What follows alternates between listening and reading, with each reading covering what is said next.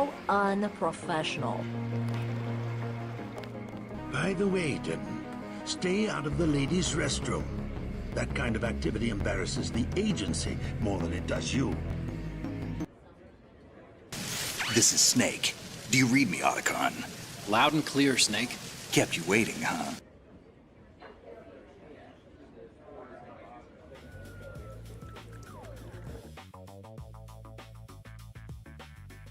Okay, hello, good morning, everyone, and welcome to another episode of the Respawn Rose Cantina, number 24. Hope you're all doing very, very well this morning. I know I've got my nice my cup of coffee right here in hand for it too.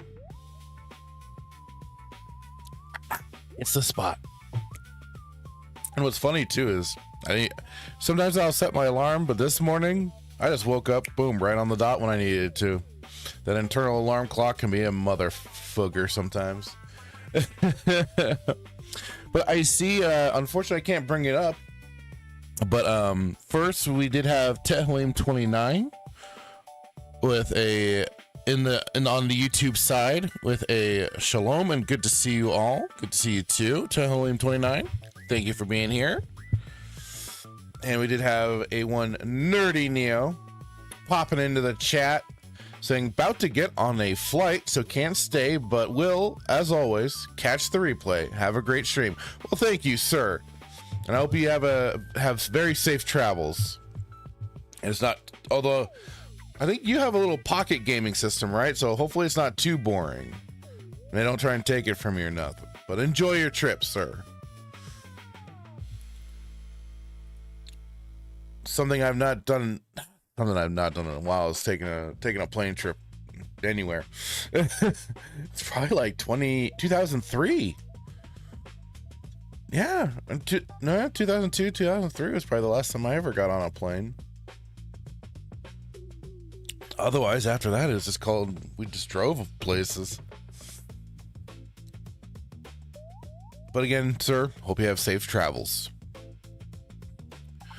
Okay, well, with that already in hand, I feel like I need to change that background of on the banner there, because we have the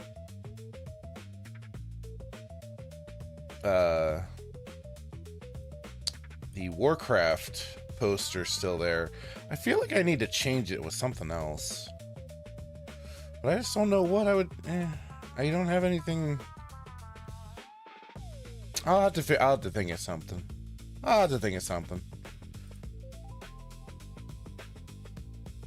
I'll think of it. Anyways, as it stands, as we all know, what is one of those first things we get into in the mornings? It is this day in gaming. So let's jump right on into this because I definitely want to start getting into some of the topics. All right, here we go. All right. I need to make this any bigger or not, but here we go for June 24th, because that is today's date, June 24th, the year is 2026. Here we are looking at games, though, going back to 1999. Not the oldest, but it certainly makes you feel a little old, doesn't it? And starting off with Disney's Tarzan on the Game Boy Color. We've got Persona 2 Innocent Sin, a series I have not really jumped into. I've heard it can be rather, last I heard it could be rather dark series. And sometimes it's just more fun to have, fun. But give me the right story and stuff, and I could see jumping into it. I've heard good things about the Persona series. It's just one I've not jumped into. And that goes back to the PlayStation 27 years ago. I'll be damned. We have Looney Tunes Collector Alert on the Game Boy Color. A lot of Game Boy, got PlayStation Game Boy Color this week. Oh, Game Boy Advanced here. Advance Wars 2 Black Hole Rising. A return of the Mega Man Battle Network, but this is Mega Man Battle Network 3 on the Game Boy Advanced. GameCube's Wario World. Now that's I could have sworn too I had Godzilla destroy all monsters. Well, I do, quote unquote, but that's something I thought I had for my collection, but I just did not see it. That's a bizarre thing. You know what? Maybe when the later versions came out on like PS2 and stuff like that, like Save the Earth and whatnot, and I might have traded it in at the time to go towards the new version of the game. Now that I think about it, but Wario World, again, like I've said it before, I got my games that I have on my GameCube, and I love that system to death. I really did, but I guess you know, your time gets separated between all the different, when you have different systems sometimes, and that was certainly when we were going towards PC gaming and all of that, and we were still PS2 at the time, I think. Yeah, and you know. So it didn't get as much love as it should have from me, but man, did I still hold dear to it. Let's see. While Wario enjoys the riches from his many adventures, a mysterious black jewel and his trove transforms gems into monsters. Now Wario must scramble to recover his riches in an alternate world filled with quirky puzzles, swarming enemies, and lots of loot as you'll punch, kick, jump, grab monsters and objects, and inhale surrounding coins like a vacuum cleaner. What is he? What? They turned him into part Kirby here? You must cling to 3D. You must cling to 3D balls to fight bosses, find hidden areas through trapdoors, and bash your surroundings to uncover secrets. Okay, you've caught my attention now. You got a bit of my attention here. Let's. Although this looks like it's being shown on a Switch.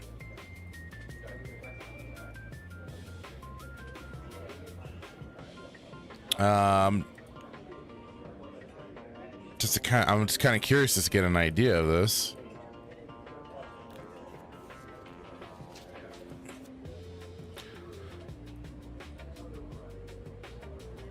Certainly is an interesting looking world.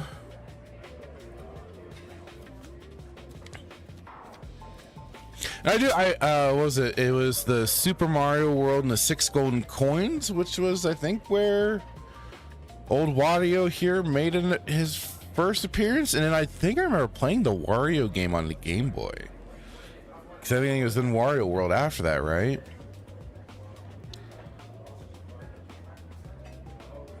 Huh. Got some. You know, let's see if we've got.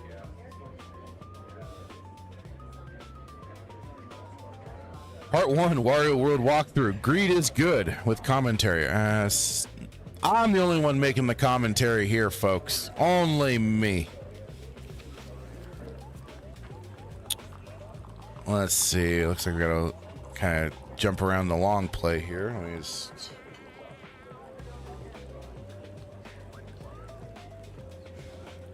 Make sure that I'll be detected. Boom. All right, let's see what this is all about here.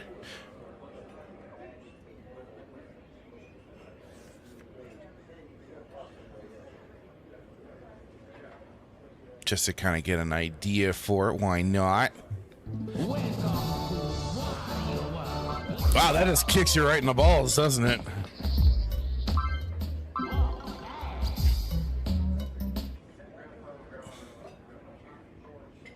Well, we can at least check out the intro, and then we'll skip ahead a bit and just again. Long ago, there was an evil black jewel that fed on the wishes of people, turning their desires into power. This dark jewel gave birth to many evil spirits who then tormented the good creatures of the world. Then, just when it seemed like the evil spirits would overrun the land, the spritlings of the sacred forest ensnared the black jewel and hid it away deep within their ancient ruins. But over time, these events were all forgotten, and one day a greedy treasure hunter stole the jewel from the ruins. Oh no. Oh, free at last. I'm chock full of power. I'll turn the greedy sap's jewels into evil spirits.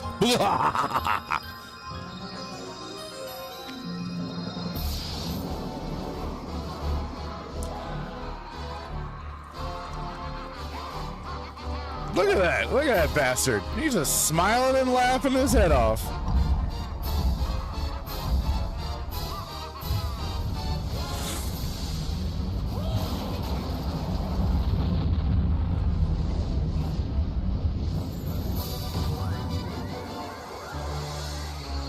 Wait, so did Wario already have the jewel and now it's being used against him?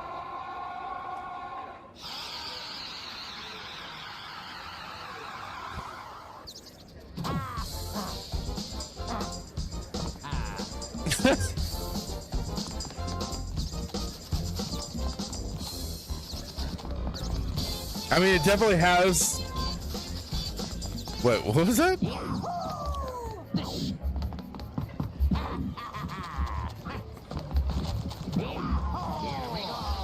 Okay, well, it's, you know, like music and stuff has got that feel of like a Mario game, but I don't know now, like just quickly seeing the overworld and him going into this area, this felt more like probably like at least it kind of seemed more like a Banjo-Kazooie or something like that than Mario.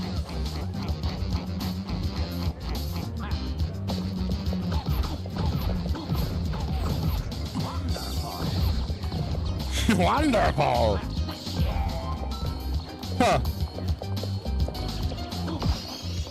Wario definitely taking that more combat focus than just jumping on people's domes.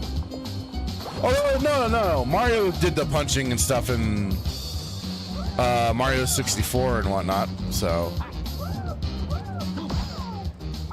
I had to correct myself there. I have really bad news. That evil Black Jewel you stole is sucking up all of the negative greed energy swirling around in your castle, and terrible things are starting to happen. Honest. If you want to survive... Okay, so now we're in the tutorial section.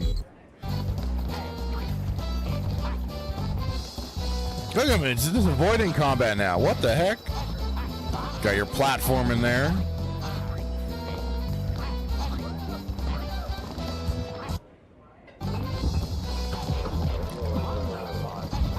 He's beating up Blastoise's cousin.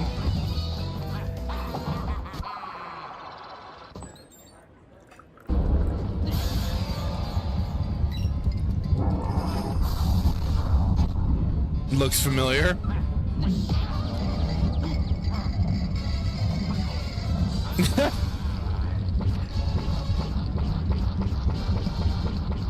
So long, get over.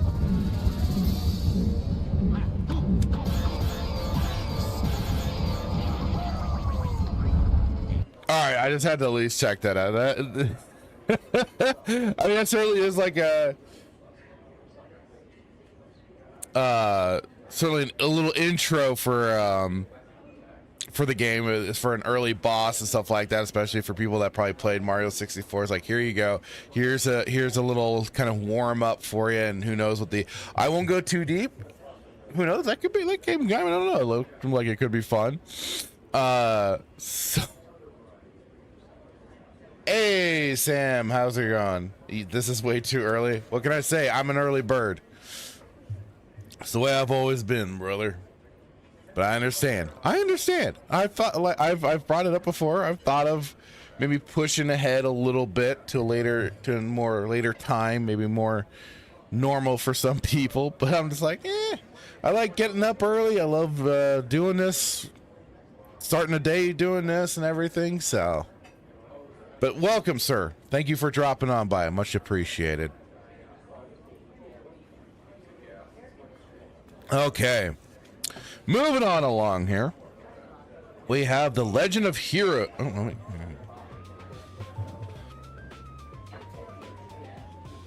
wait. Weasel, how's it going? Saying I'm up way too late. Oh, no. Well, I don't know what time zone you might be in, so yeah, I don't know how that works for you, but oh no, it's not good when you stay up too late. All right. Now I'm kind of curious because it's a PC game in Japan, Legend of Heroes Trails in the Sky is the first of a new trilogy in the established The Legend of Heroes RPG series. Highly detailed 3D world, beautiful original soundtrack, and unique strategy battle system showcase production values a generation beyond the previous iteration. An epic story about preserving the peace against all odds, spanning over 50 hours of gameplay with numerous optional side quests, makes this the biggest adventure ever available on a handheld system. Well, damn.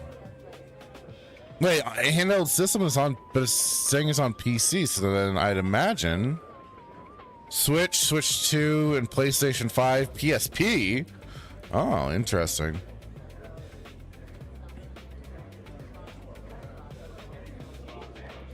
Huh.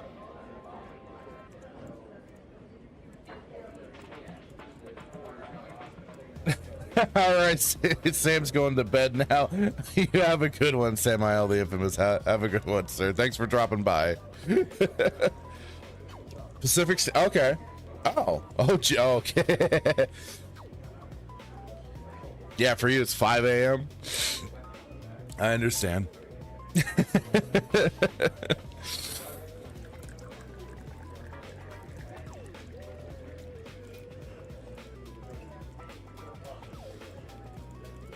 All right, let's see if it has one of at least. Oh, okay. So it got that grid-based, I'm guessing turn-based combat. Although it's not grid, it's not, but you see the blocks, so it's basically kind of like Final Fantasy Tactics. Way to show it on the way your movement is. I'm guessing how that is. Huh. Interesting. Let's see. Disney Pixar Wall-E, the video game. That was 18 years ago. I have not watched Pixar movies past a certain point.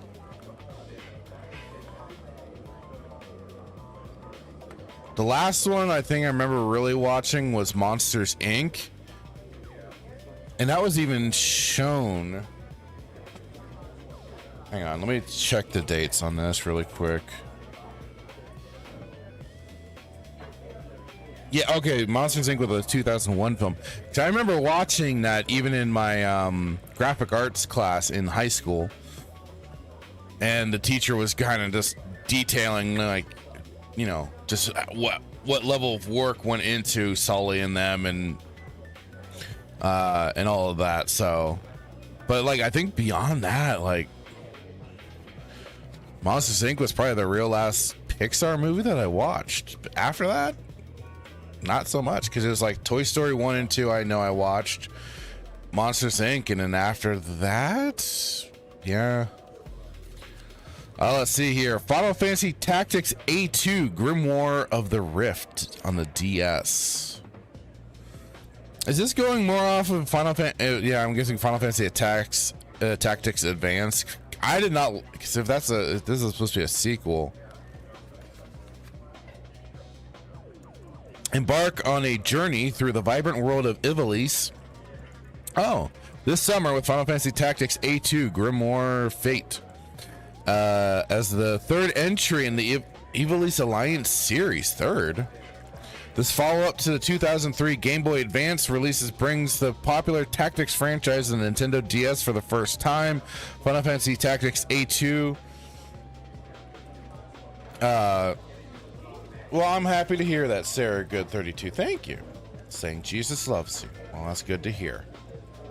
Grimoire of the Rift introduced newcomers to an engaging turn-based, grid-oriented battle system as they make new discoveries along the hero and the light. Because I knew there's Final Fantasy Tactics Advanced. And I see the A2, and that's where my brain goes, is Advanced 2. And I didn't like the Final Fantasy Tactics Advanced was not I did not like the storyline in particular. I thought I wasn't big on it, and the gameplay, the whole judge system, I thought was unnecessary personally, to me at least. And I was just like, why are you at like, because I feel like you already had enough kind of rules working against you at times with tactics. And I was just like, this just feels like one more like way to the game can just kind of arbitrarily punish you at times. So I wasn't I tried it out and I didn't care for it. So if it's more of that, I'm kind of like, eh. Continuing on here, we have Mega Man Star Force 2. You know, the Mega Man games were, I never knew how much they spanned into different territories. Because I always think of just the Mega Man, what was it? I mean, they had like 5 or so games on the NES. Let me double check that.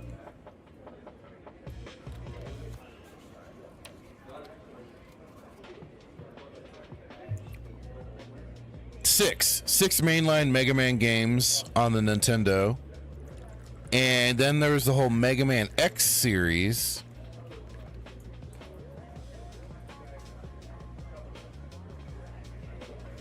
And I don't know how many they did of those.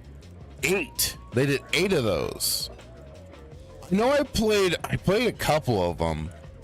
I just don't recall which ones. But I know I didn't play through the whole series. I know that. But it's just kind of wild. It's like I don't think about it. And then like, so this looks like more kind of off of Battle Network.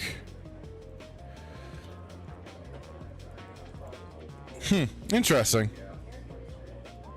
On the PSP, we had Naruto Ultimate Ninja Heroes 2: The Phantom Fortress.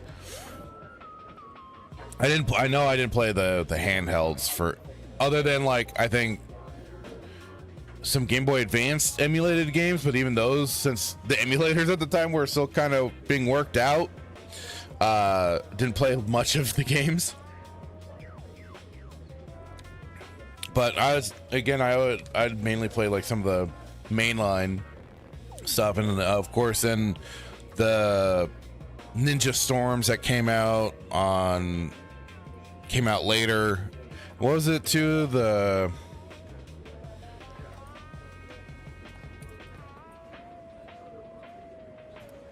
Ultimate Storm series. Yeah, Ultimate Ninja Storm.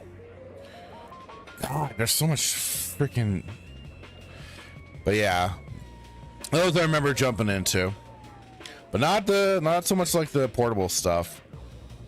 Let's see. Ooh, that's a tough. Atelier, Atelier, Totori, The Adventure of Arland. Tokimeki Memorial Girls Side Third Story on the DS. That previous game was on the PlayStation 3. Kerbal Space Program PC. I had this game. I tried playing it, but for the life of me, I think you needed like an actual science degree to play some of it. I thought it was an interesting game, but man, I just could not. Deadpool on the PC, 13 years. Again, a game I never played. I do have, I never grabbed it. And I hear it's pretty darn good. I thought it was going to be considering it was getting more into meme pool territory. I was like, I don't know. But I've heard it's good. I've heard it's fun and everything. And I might have to just check it out one of these days, because I think I have a copy of it to be able to play it. Let's see. Transformers Rise of the Dark Spark. That was all on multi-platform there. Tokyo Mirage Sessions FE on the Wii U. Romancing Saga Re-Universe on Android. Samurai Showdown on the Nintendo Switch, PC, PlayStation, and Xbox One. That's 6 years ago. Dang. Samurai Showdown. What was this? Character Warden. What?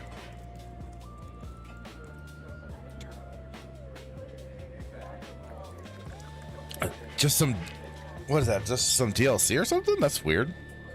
Because I was trying to like showdown character warden. I guess it is the brand new game featuring high-end visuals. So it's a remaster or something like that.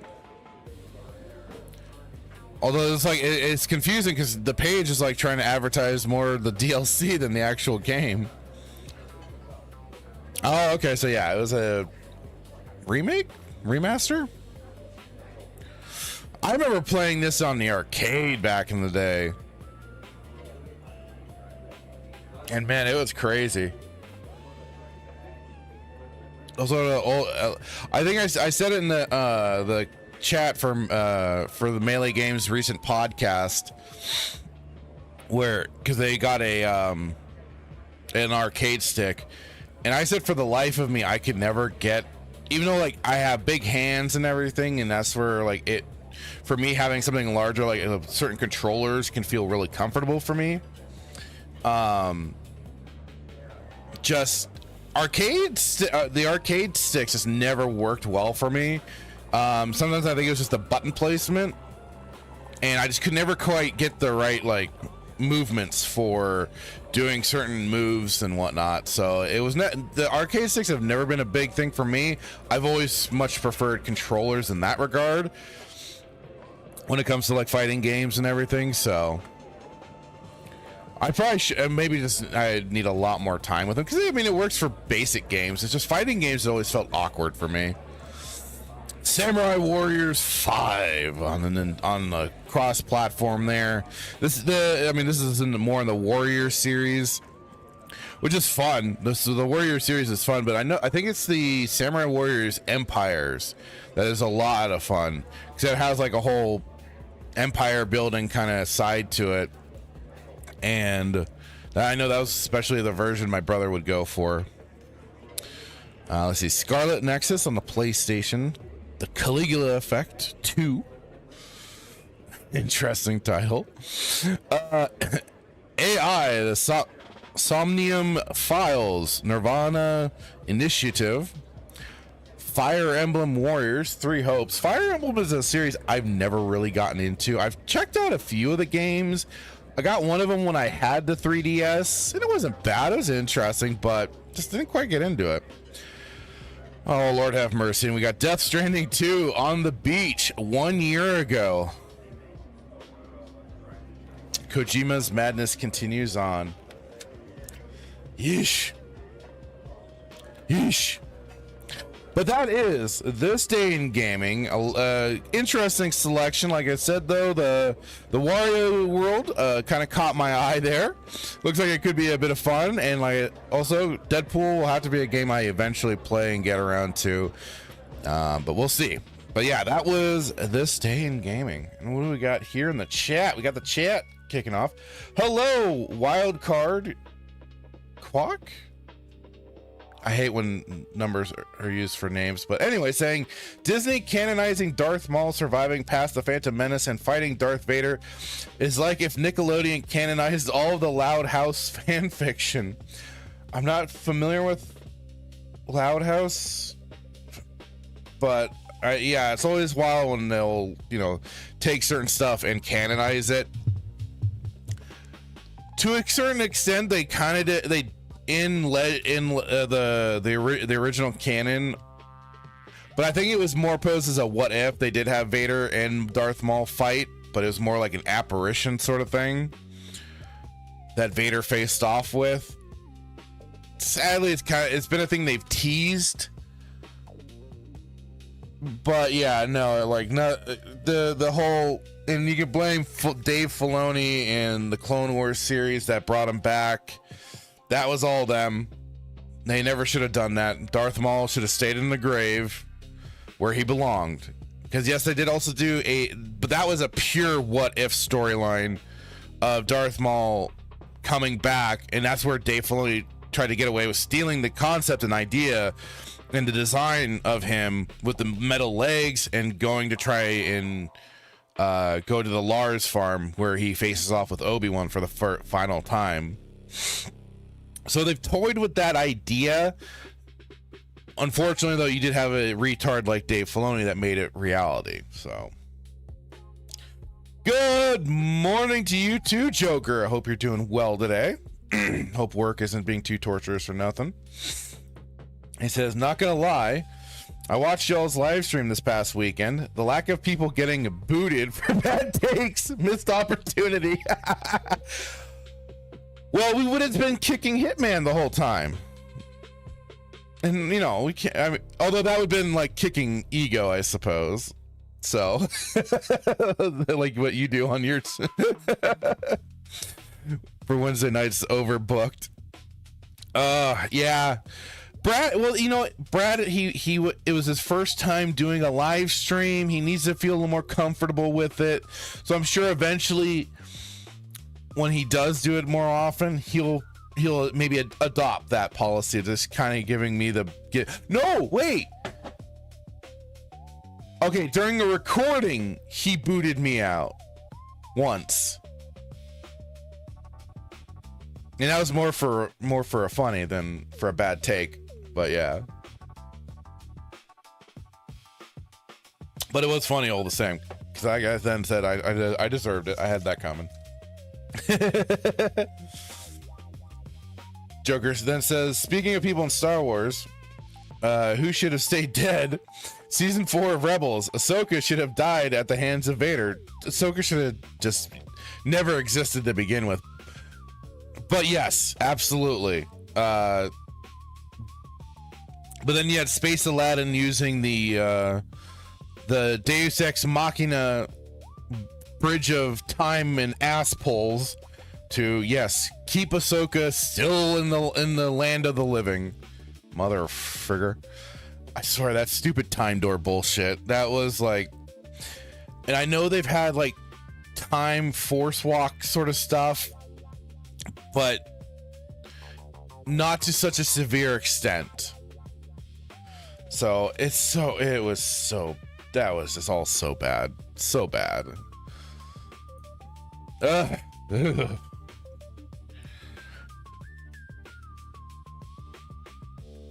And God.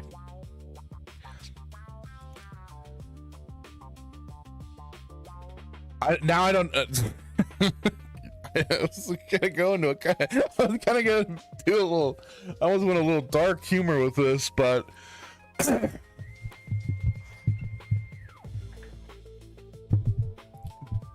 But what I was also trying to figure out what should I do with this next topic. It's a heavy topic and it's an unfortunate topic. And I was gonna have some potential music. Maybe I should still throw some on anyways. I just wasn't sure which route to really take. Because I also didn't have enough of... I only have one set. And and it's certainly one of my favorites for the music that was made of the time.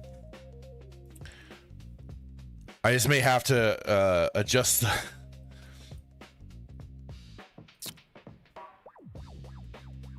but yeah, so anyways, this next topic was a surprise to suddenly see, because no matter what, it always is. You don't expect these sort of things just to kind of drop out like this. But we'll even kind of we'll pause that for right now. And going into this one. So within the gaming world, we did have the unfortunate passing of Robert Bobby Caskin Prince III. Robert Caskin Bobby Prince III, beloved husband, father, grandfather, brother, uncle, veteran, attorney, musician, composer, and friend, passed peacefully into heaven's musical gates on June 16th, 2026. Wow. And this kind of dropped like a lot last week or so. At least it's certainly getting a lot of our attentions. In Madison, Indiana, Bobby was the eldest son of the late LTC Robert C. Prince Jr. and Dorothy Humber Prince. As the son of an Army officer, his childhood included family moves to Birmingham, Alabama, before settling in Athens, Georgia, where he was raised and where the seeds of remarkable life in music were first planted. Bobby graduated from Athens High School and attended the University of Georgia. During his youth and early adulthood, he performed with many talented musicians and bands throughout the Athens musician community, including the area's original Jesters, along with the gifted, beloved brother, David Prince. Music remained a constant thread throughout his life and shared with his family, lifelong friends, and fellow musicians. Bobby served in the United States Army during the Vietnam War as a platoon leader.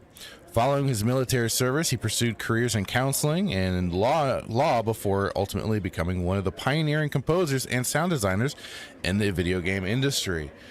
And certainly for some of us, created the sounds and music for quite a generation. His innovative work helped define an era of gaming and influenced generations of players around the world through his compositions and sound design for landmark titles including Doom 2, Wolfenstein 3D, Rise of the Triad, and Duke Nukem 3D. Bobby helped establish video game music as a respected art form. In 2005, the video game industry honored him with the Lifetime Achievement Award.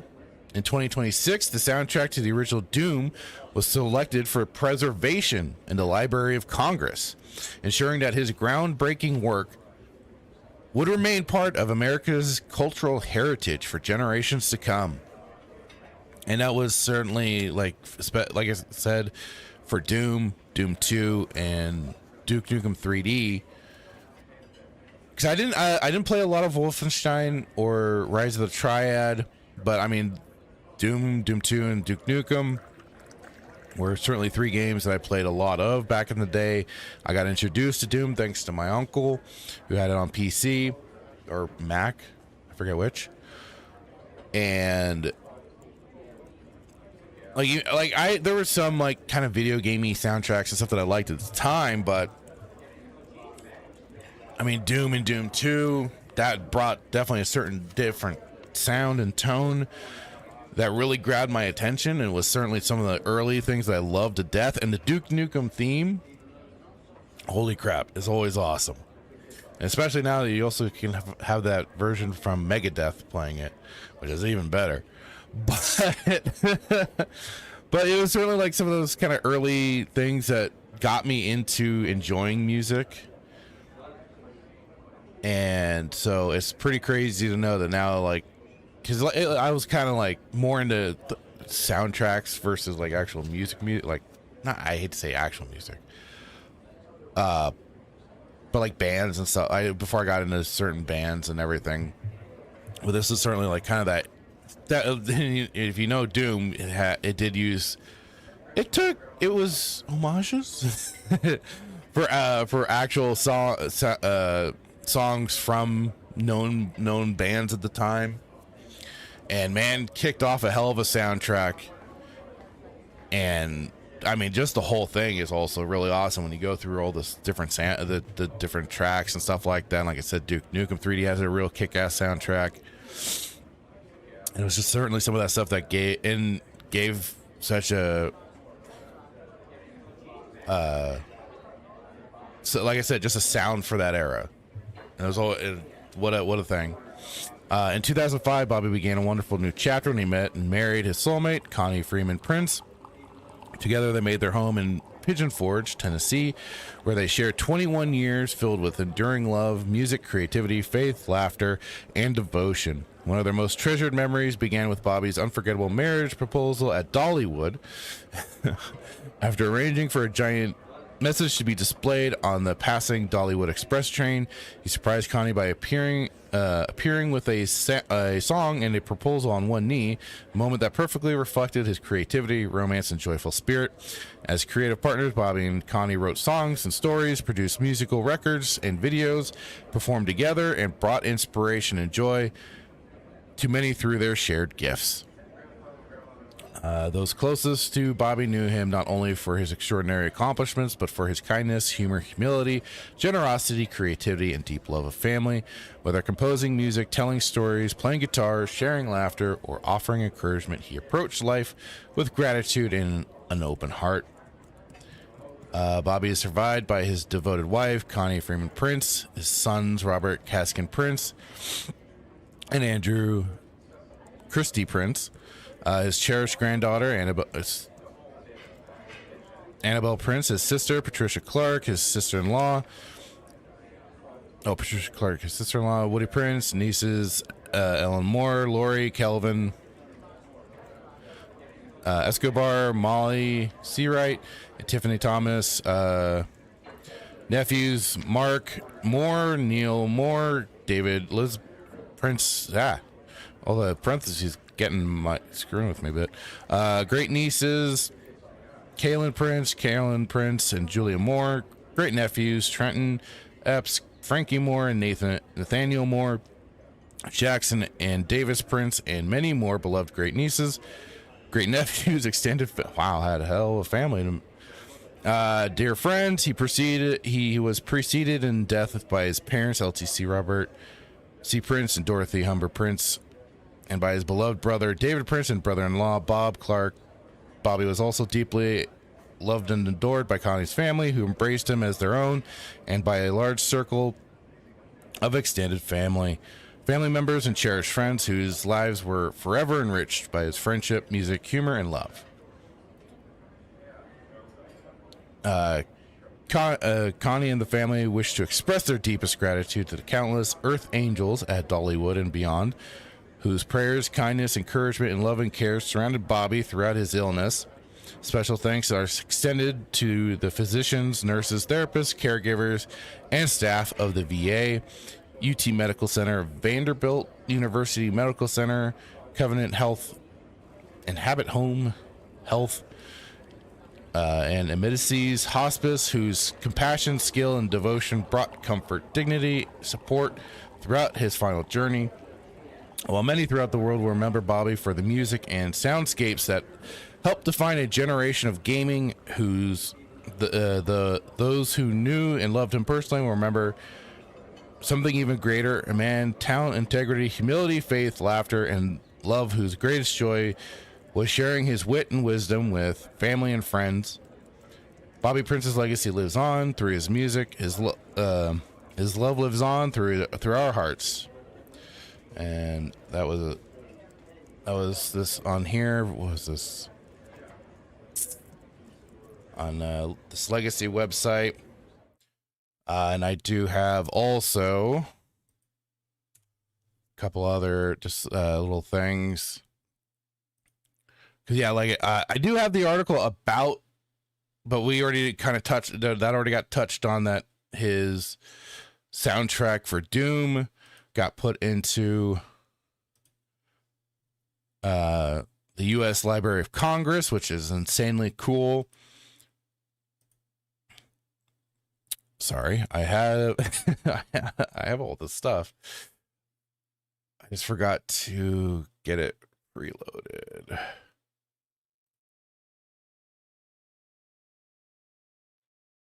Okay.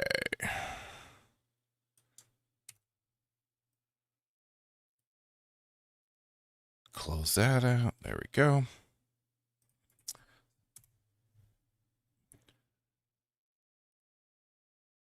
So yeah, we also, of course, then had John Romero here giving his Romero Games is deeply saddened to learn of the passing of Bobby Prince. He left an incredible mark on games and on my life.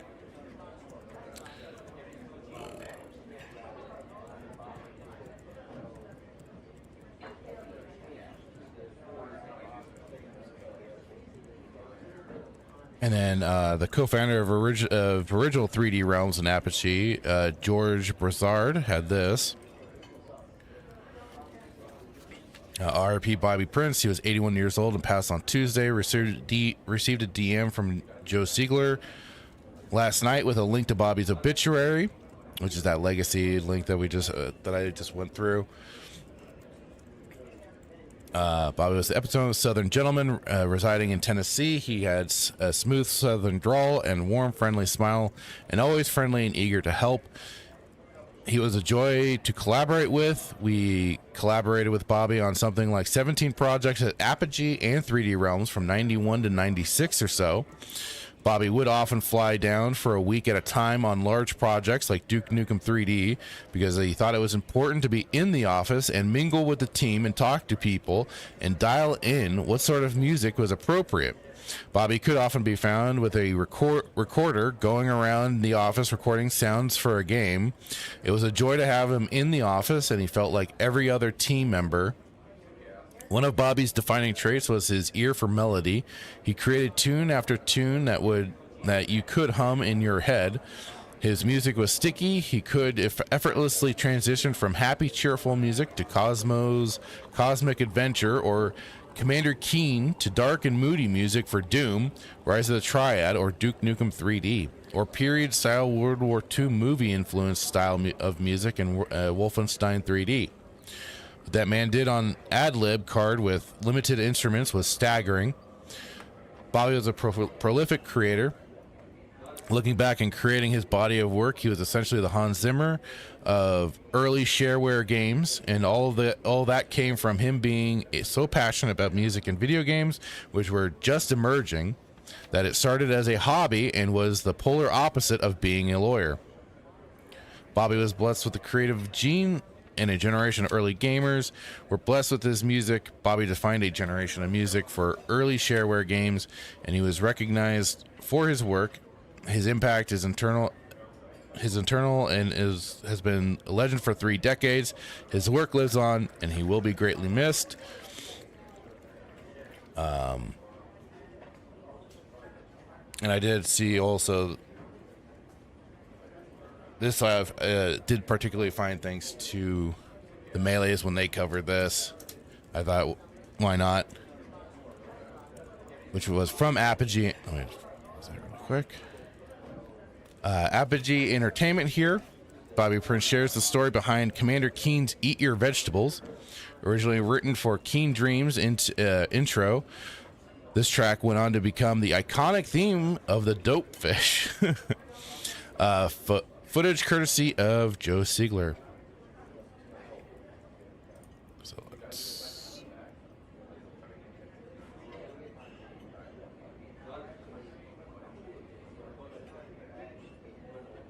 This song was supposed to be played during the opening when they're sitting at a table and Billy's sitting there not eating.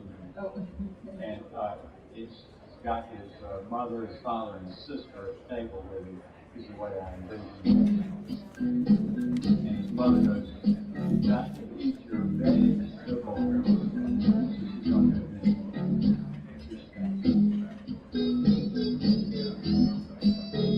he said, "Do you hear me?"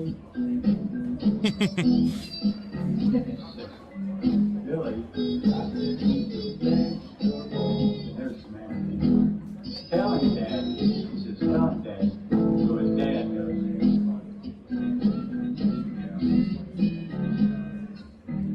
"Now." Billy's still sitting there. His sister now realizes she can get him, so she goes,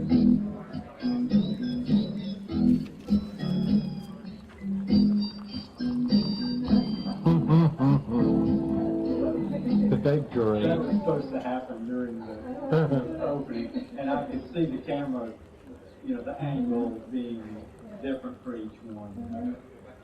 So and that's kind of a neat for storytelling and stuff like that, an inventive way to help do it for especially the day and era and stuff like that. So that's really kind of a cool story that details with all of that. But yeah, so like I said, I added in the title for this episode, a big legend passes on. RIP, good sir. Thank you for providing such awesome music and sounds for a lot of great games that I particularly enjoyed. And yeah, I'll just do this. Let's just do this. Like I said, certainly one of my... It's definitely the Doom. I enjoyed Doom. It was one of my favorites. I should have had more, but we'll just go with the classic. That first That first thing that gets you kicked in. Because why not? And have that. Whoops, wrong one. Did I grab the wrong one? Just a moment, folks. Okay, why is it showing 11 minutes? It is not 11 minutes. Oh, okay. That is just messing with me. All right. I'm going to just play this. Kind of our own little moment of silence for Bobby Prince here. In the form from the Doom soundtrack at Doomsgate. Let's go.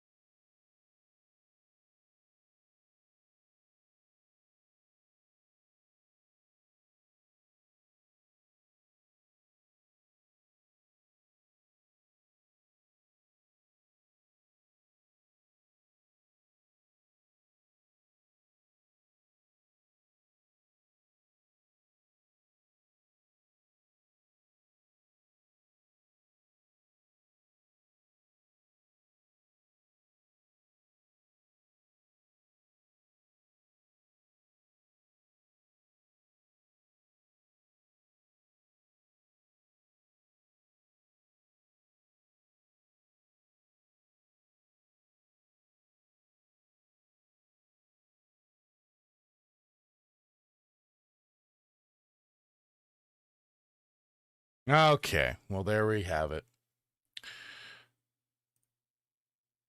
All right, let me get back to the music here. I don't even know where I was. I should like the tracks that I was on. Let's just go from here.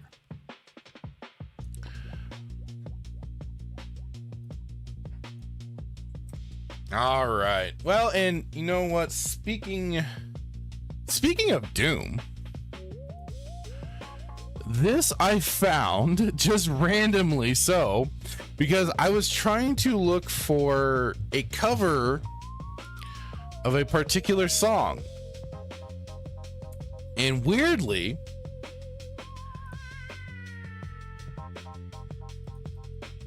oh no, they didn't link it. Oh no, I might have screwed up here.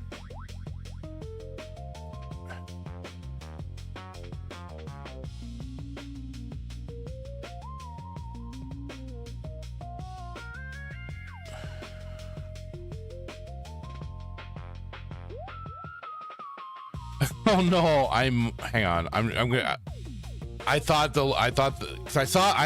the link initially. And I thought, oh, okay, should be no problem. But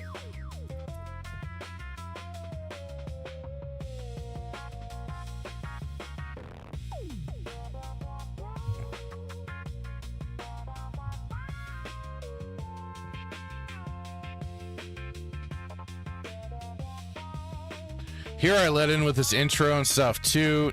No, this doesn't look like it's it. Or is it?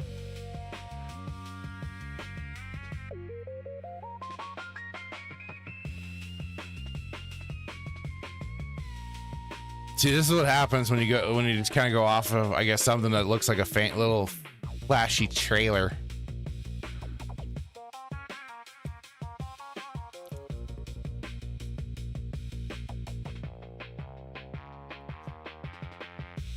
Well, now I'm feeling a little goofy here.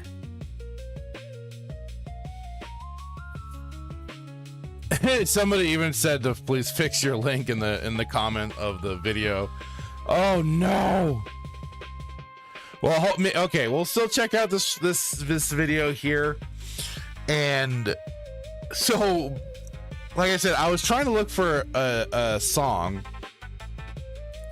and I was just listening to a person some music that so it was like for Doom, especially Doom 2016 created what is now being called Argent Metal, or just kind of Doom Metal and stuff like that. And I was listening to somebody that did a track from one of the newer animes of Berserk, and it's the brother one that seems to get a lot of people remixing, remastering that, or just kind of doing it in different styles.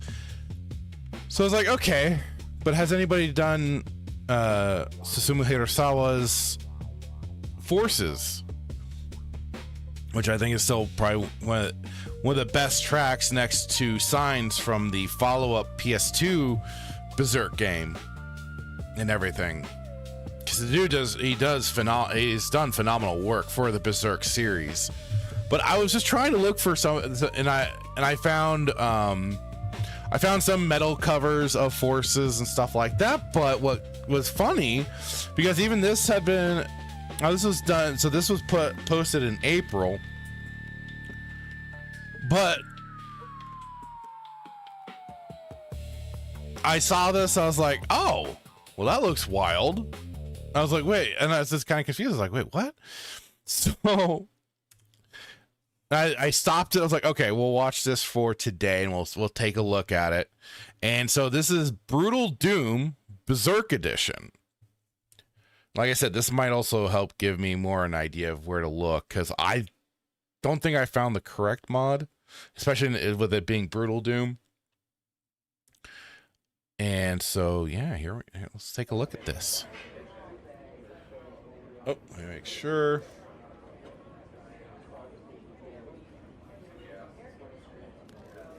So I guess that's a bit of my own fault. I should have done a little more quick research just to make sure I had everything, but I was like, it should be fine. That's what happens when I just want to go into something blind like this.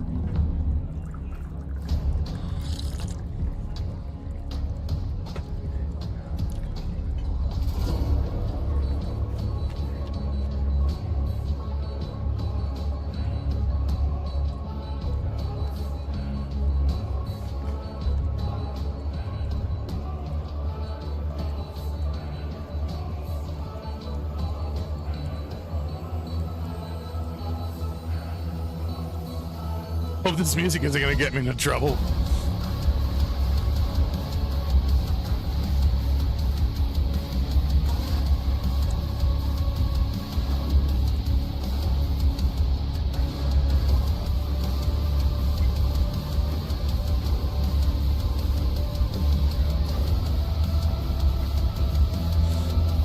Oh wait, is that I think that looks like one of the weapons from Doom 64, but I'm possibly wrong on that one.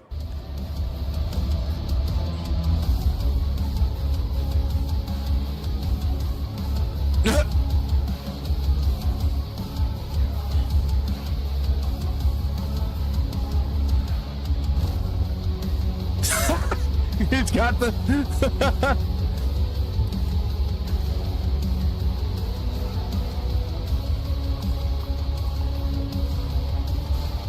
all right, now who didn't want to play Doom with the Dragon Slayer? I mean, come on.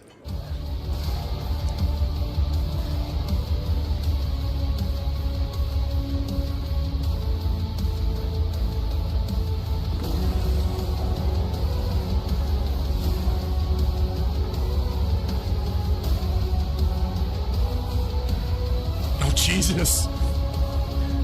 Right in the eclipse and everything. I love that you have weapons from Duke Nukem as well mixed in.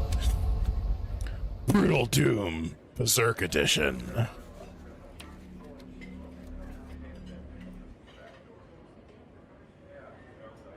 All right, now let me see. At least this was at least the positive thing to watch the trailer and see what was up, because now I can just copy off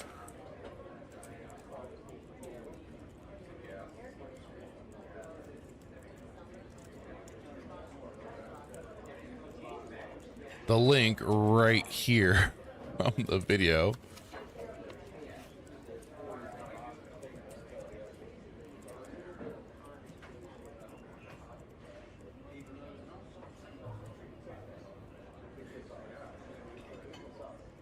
Okay, so the one I did find was not the correct one.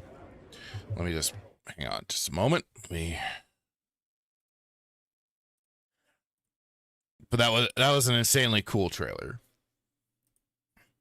Even in the Brutal Doom Berserk Edition is a Berserk theme that brings a voice and character in the world of Doom. Based on my other build for Project Brutality, PB Berserk Edition, the same gameplay, hype, and Brutal Doom. And they do, let's see, Brutal Doom is all by Sergeant Mark IV and his team. I do not own or made BD Brutal Doom version 22. All add-ons used in this build are all by, and they list all the Doom modders, Samuel Guy, Kent 789, Schrodinger Cat Box Chan, Berserker Noir, Reaper, Garrett, Senior Pineapple, Cutman Mike, and then they have the soundtracks listed here as well. Remixes of Forces. That might be why this came up for me. Susumu Hirasawa, Berserk OST. Little V's Berserk Metal version. Paul Owen Music Epic Metal version. And so forth for that. I might have to check some of those out. And then they had the Blood and Guts in the Style of Doom cover, which I think that was what was for the trailer. Yeah, and I've listened to this guy's tracks, Andy Strider. But let me. So what I originally I found two different things here.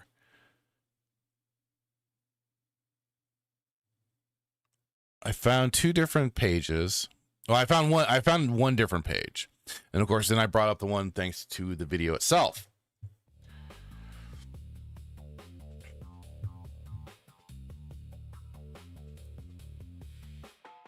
Okay, hopefully the music is well back adjusted, because I did turn it up for the Doom earlier.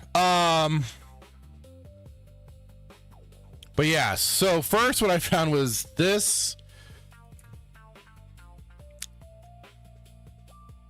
Berserk mod. So a manga adaptation into a Doom mod. The mod begins with the Black Swordsman arc, which would explain then the Dragon Slayer. It ends with the acquisition of the Berserker armor. There is no Golden Age. And that's kind of, because that's kind of like where some of the now, like where the Dreamcast game was during the Black Swordsman arc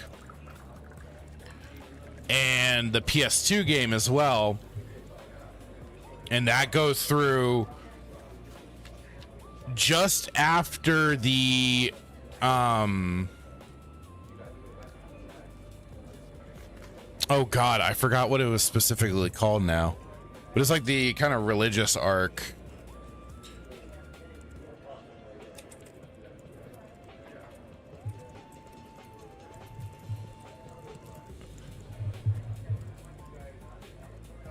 Golden Age Conviction arc.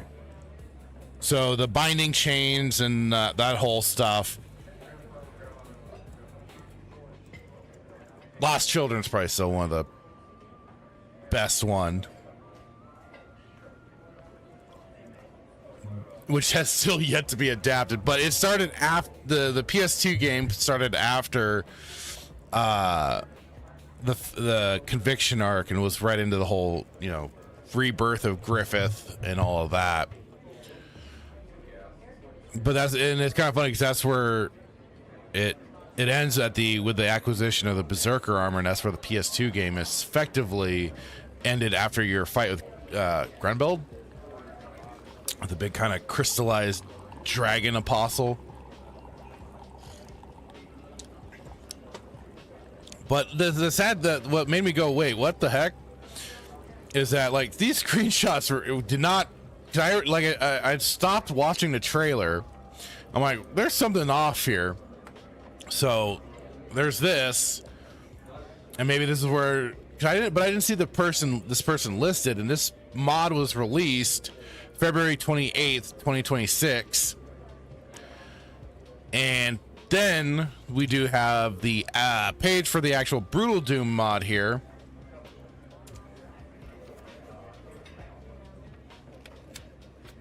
Let's see if it says.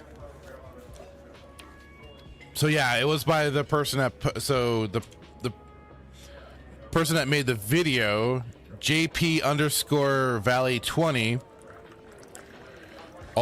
is the one that did make this mod, or is the uploader for sure.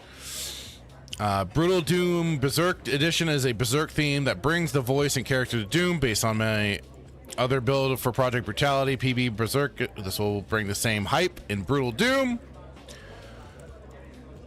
And of course, I will give links to this if anybody is interested. And in fact, here I'll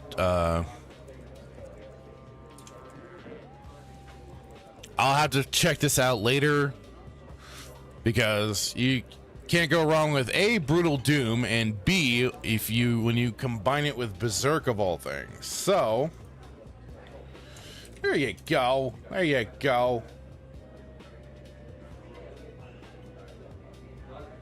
There you go. So yeah, that pretty cool trailer, pretty badass.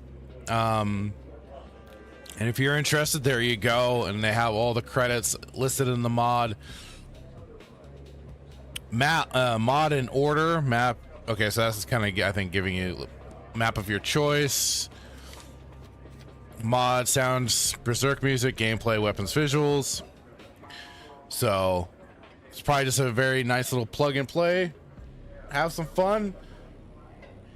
And go forth, struggler. Slay those demons. But yeah, I thought that was kind of a cool random little find just out of nowhere that I wanted to just kind of detail and show right here. So that was pretty cool. And you know, like it is, I'll provide the links also when I clip this out and everything. And like again, I just provided the link in the chat. Check it out. Do all that jazz. So there you go. Alrighty then. Alrighty then. Trying to think of what else I had kind of in mind today.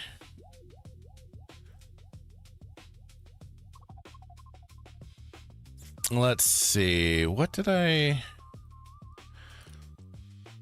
got, you know, you get so wrapped up in you got different things all in your mind. You're like, okay, where do I want to go with all this? Okay, that's right. Did I already save that stuff? No.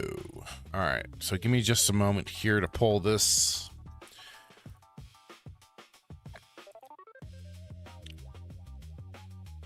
Like it is, this is kind of the cool thing with being in some different communities that I hang around, which isn't always a thing, considering I'm almost like, you know, non-existent. I feel almost non-existent in my own Discord. However, hanging in the melees in their community, I get tagged with plenty of stuff as well.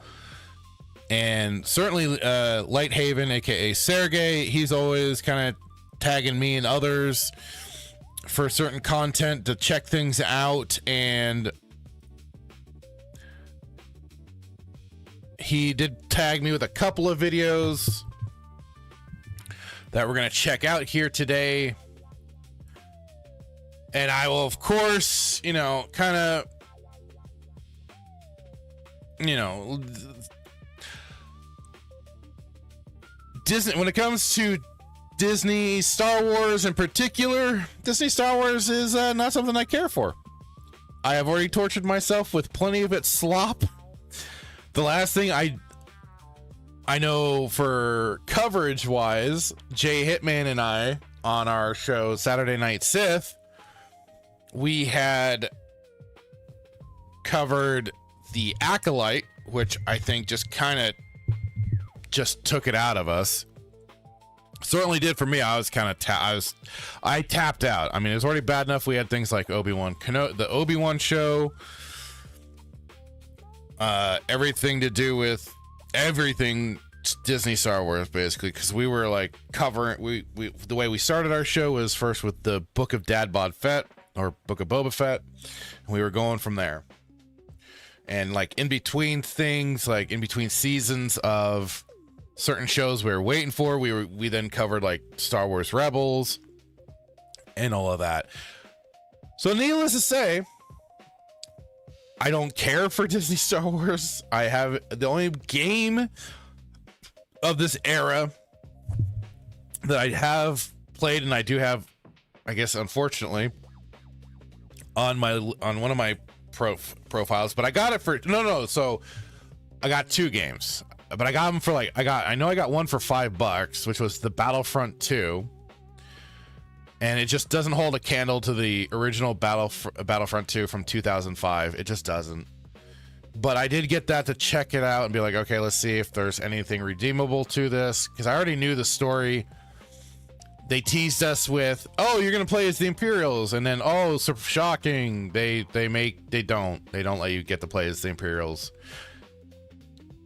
not for very long, at least, because like I think not even I don't even want to say it was halfway through the storyline, you then the character switch sides to be with the Rebel Alliance. And if you want an actual storyline where you get to play through, you know, as the Empire, the Battlefront 2 from 2005 is where you get to do that. And it's a hell of a story. It is a hell of a story. It's great too. So I definitely recommend it. But I played that, and of course I played the Jedi Fallen Order, which I've talked about off and on as being at best a very mid-game. Souls light is how I think some people have called it, just for some of the rolling mechanics and stuff like that, and the parry and everything. It's a hack and slash for the other part. I'll always be a fan more for Jedi Outcast and Jedi Academy when it comes to Jedi games, because that's where this lightsaber is an actual lightsaber. And otherwise, like, I haven't touched much else for Star Wars content on Disney Star Wars. But this Galactic Racer is getting some people's attention out there, and like it is, I was tagged, and I figured, you know, why not? I'll check it out. We'll cover it over here on this side of things, and we will see just what this is showing, if any promise at all. And so here we go. This is on the VGC account. Star Wars Galactic Racer Pod Racing, the 4K 60 gameplay. Oh boy.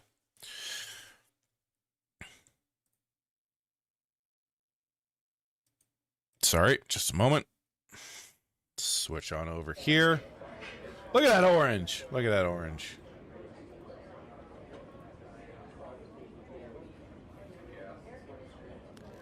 Okay, here we go.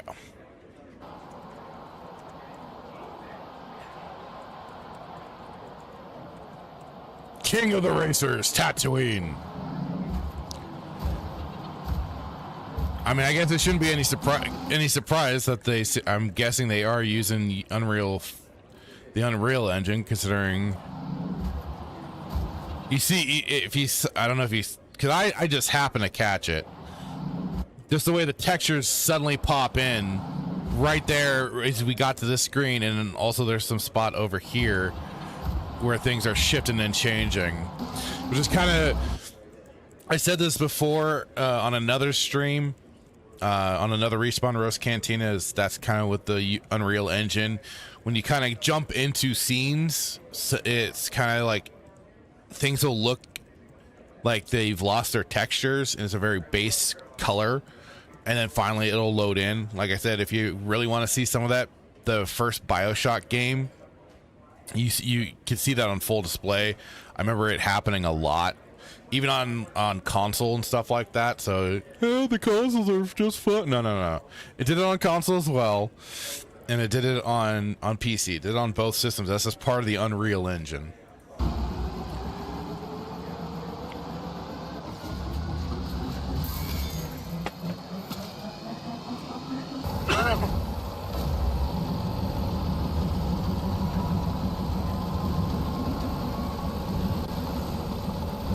Oh, you're getting a load in as Sebulba, huh? At least that's what it looks like it is.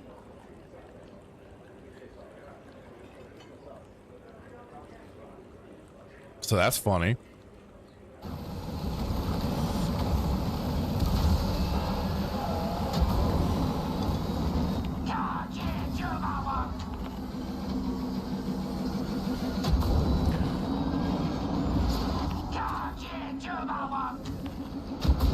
The hell is that?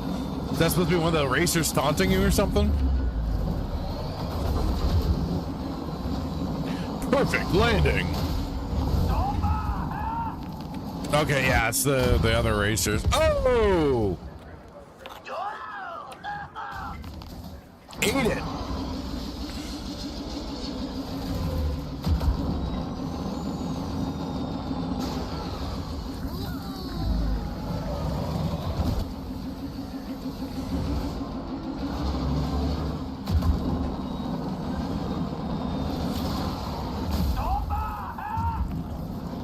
Just, I don't know.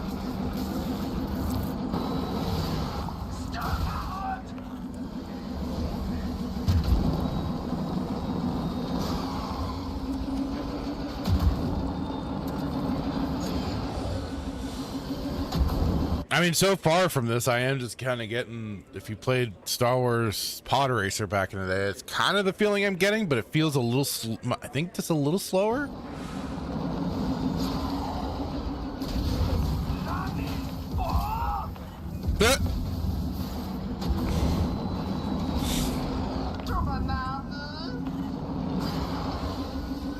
That was some kind of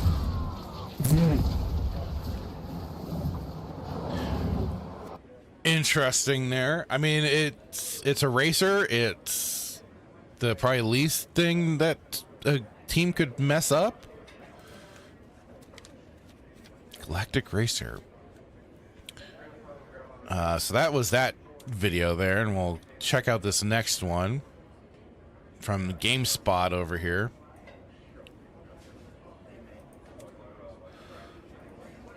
Let's see what they have to say for themselves.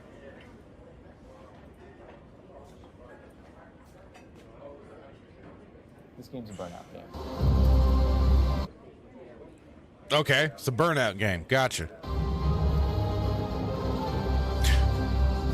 Which I've only played. I don't know which one I played a burnout game. I think it was. I just don't recall which burnout game.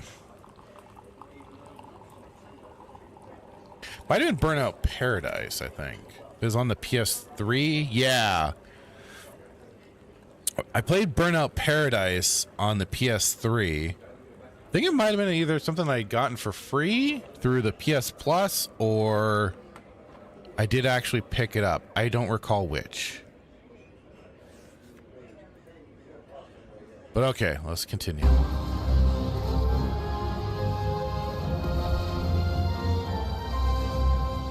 So, I gotta be honest with you, I'm not a big Star Wars fan. I appreciate Star Wars, I like some of the older films, but it doesn't really do a lot for me. Maybe it's just an overabundance of Star Wars things. So when I saw Galactic Racer, I was like, okay, cool, you know, it's a racing game. I like the old pod I still racing feel that back way in the day, but it never really got me excited. That is, until I played it.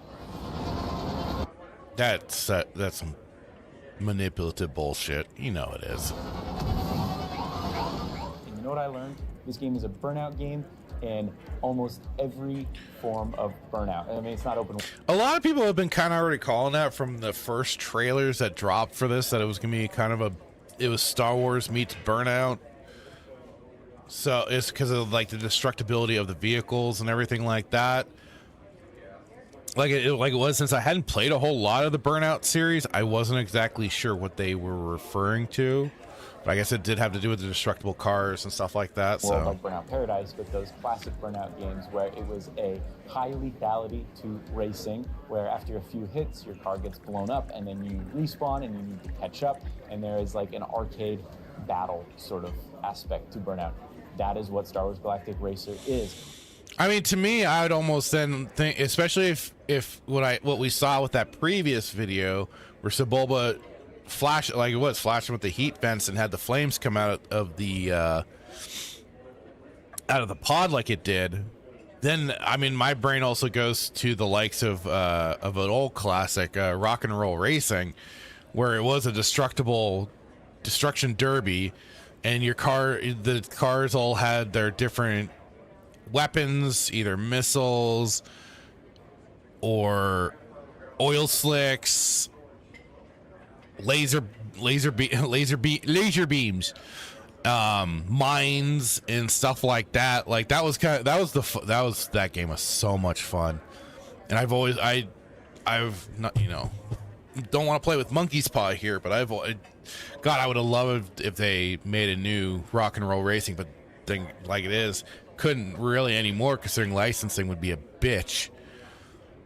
But that's kind of where my brain goes to for kind of like, racing combat. And of course the Mario Karts and everything like that probably popularized it the most, with being able to attack your fellow opponents, destroy them in a sense, and get them kind of completely, like, sideswiped for a moment before that kind of load back onto the road and get going again. All these vehicles have high lethality, and when they get hit a couple times, they explode. So while you're racing these other different Star Wars vehicles, on top of trying to get ahead of your opponents, you also want to blow them up. You want to take them down. It's almost better to focus on that than it is to overtake them. This is amazing, and I think the Star Wars IP works incredibly well with this, because the setup of this game, you're basically like in an underground race circuit that takes place in the Outer Rim. So you're going to different planets and you're racing against these different aliens. And I feel like, in pod racing in Star Wars Episode 1, there's like a very high lethality to it, right? Like these things, they get hit that once, was they explode, made very and all clear. that is represented. And that was made clear with the conversation with Qui-Gon and Anakin, and especially the relation to Anakin being the rare human doing it. And that's where, of course, just furthers for Qui-Gon going, he makes the point of not many humans do pod racing, and he kind of starts going, it must be, with the Force and stuff like that. So makes a lot of, which is, the beginning of the saga. We still just have the one Phantom Menace. We're still waiting for those sequels. If Dan Blackroyd's out there, he knows. We're waiting on you. We want those follow-ups, sir. sense in the Star Wars universe. Mechanically, there's a bit more going on than in the Burnout games as well, because there are like Star Wars-like abilities that you can equip on your vehicle that give it different perks and abilities and all sorts of different things. And once you arm it, so that was something I was starting to get kind of curious about, especially because he talks about destruction of the vehicles within like a couple of hits. So here we do have edit vehicle, right front, left front, right. You got some options for at least customizing your vehicle. That's good. And abilities and also. So you have perks and abilities. That makes me wonder then too if you can up your damage resistance, make yourself a little beefier. Different things, and once you arm it, you can activate it. There's one I was using. So you have shield and afterburner, but it looks like it's more of a button code than it That is was called the Ramjet. I think this might be like just on upgrades. everything. Oh, wait. Let me go back. Hang on.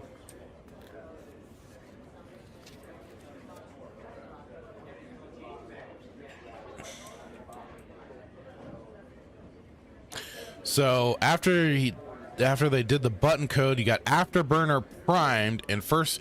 Okay, so this must be pre-race like checks then to get yourself primed and ready to go. First activation amp. Okay. On everything, to be honest, but Starting the basically, it's engines, kind engines of online. boost, So that yeah, basically that's you can only go okay. straight, but once you activate it, you just run things over. It is a lot of fun. Now, as much fun as the racing is, I think what makes this really interesting is that it's kind of like a roguelite, at least the story is. So basically, you enter in this tournament and you have this.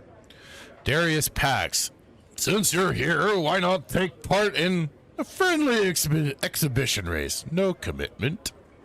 Alien rival that, of course. Oh, is isn't this Berserk, that's more? and you are helping. Oh the wait, no, owner of that this looks like the guy that. Is that the alien at Dax's Diner or whatever? Episode 2.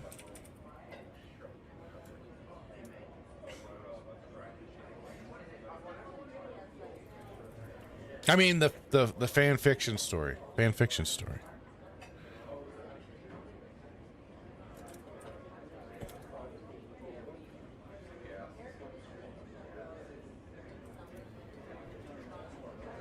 Dex's Diner. Sorry, Dex. Yeah, it looks like the Dex from that diner in episode 2 that Obi-Wan knew. Okay, I wasn't sure I wasn't sure it was a. the organizer of this whole race circuit thing. It's been a while. Basically beat him. And it plays out like a roguelite. So you start on Jakku, at least the one I was doing, and then you can pick your path. You can decide if you want to do like a race or if you want to do like a time trial or battle mode or whatever. And if you win, you move on and you keep going and going and going. As you go on, you can unlock upgrade kits. You can use those. Okay, so rewards. You got the speed. So I'm guessing like that one is your armor and your health, max energy. Okay. To improve your vehicle. Whether that's cornering, afterburner, resilience, whatever it might be. So you're kind of building out your vehicle as you go. And of course, there's a ton of different vehicles. There's speeder bikes, there's not speeder bikes, like other hovering things. Sorry, I don't know Star Wars lore, so you're not going to get all those kind of details from me, but I'm sure you're looking at the footage. I'll give him credit. At least he's being honest that he doesn't know it all. And he's not trying to pretend to know it all. So I'll give him credit on that one.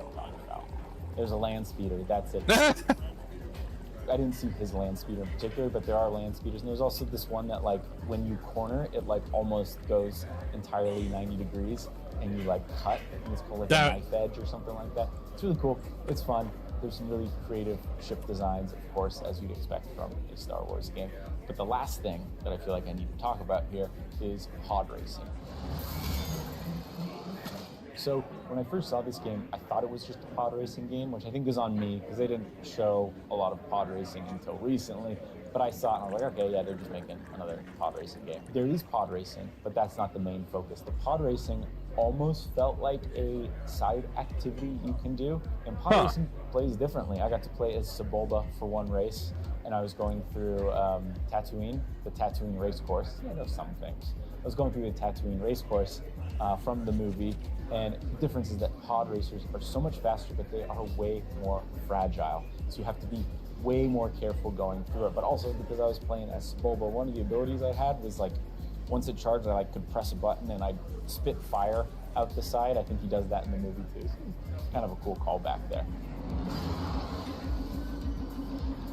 Which we saw in that other video, him flashing the heat vents on it turns out on one of the other racers. A lot of those older Burnout games, you can really see the DNA here, and that is what makes me most excited for Star Wars Galactic Racer. I think if you played Burnout, or if you are a big Star Wars fan, I think you'll really enjoy this. It doesn't feel as grand or epic as most Star Wars stories do, because you're just a racer doing these like backwater races, but I think that works. It's using the racing genre in order to tell a different story in Star Wars and show different sides of the universe or the galaxy that you probably haven't seen before. Anyway, those are my thoughts on Star Wars Galactic Racer. It comes out in October, and I am very excited. At first, I didn't really care, but now it might be on the top of my list. See you next time. I still can't say that again, it's Disney Star Wars. I know I saw in the Melee's Discord, Lord Slosh joked about, was Sebulba getting a redemption arc and was just misunderstood and stuff like that. Which wouldn't surprise me if they did that. Like, considering what they've already done to so many characters, it's like, it wouldn't surprise me if they took some dipshit route like that. But yeah, like,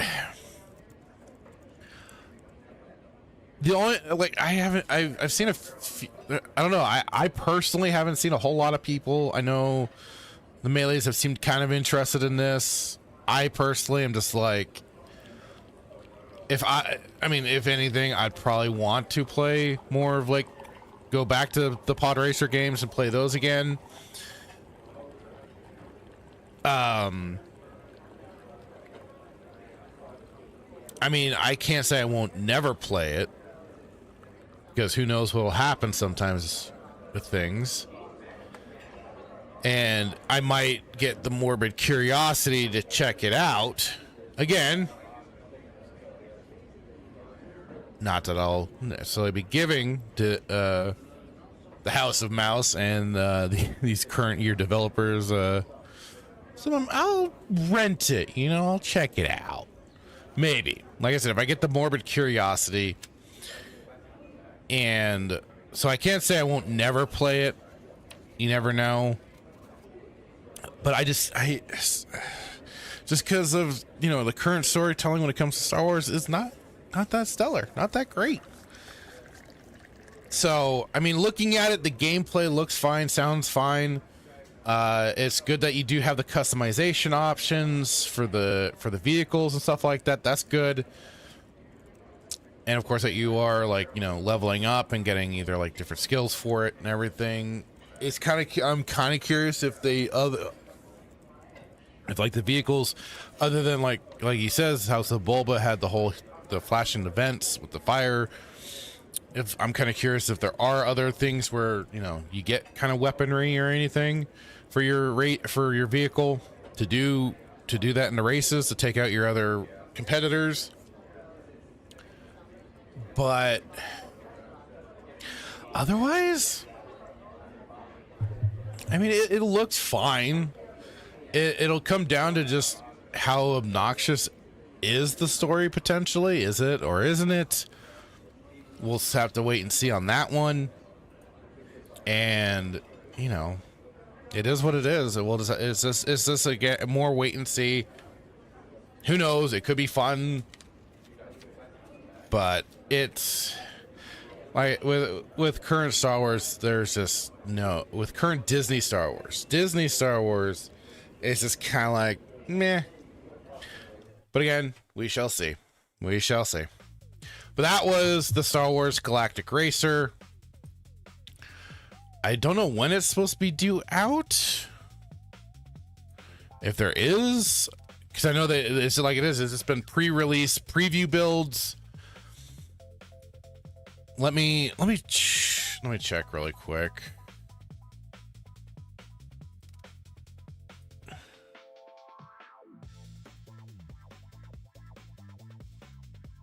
So now I'm like, wait, does it have a release date yet?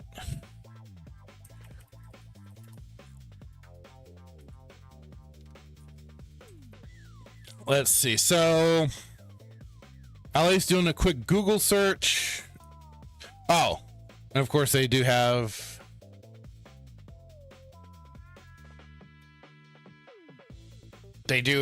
a Steam page for it.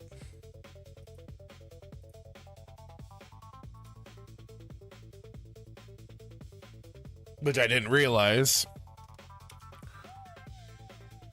But they do have the Steam page up for it already. Galactic Racer's is a runs-based, high-stakes reinvention of racing born in the lawless Outer Rim. With the Empire gone and the galaxy okay, so this actually takes place after episode 6. Okay.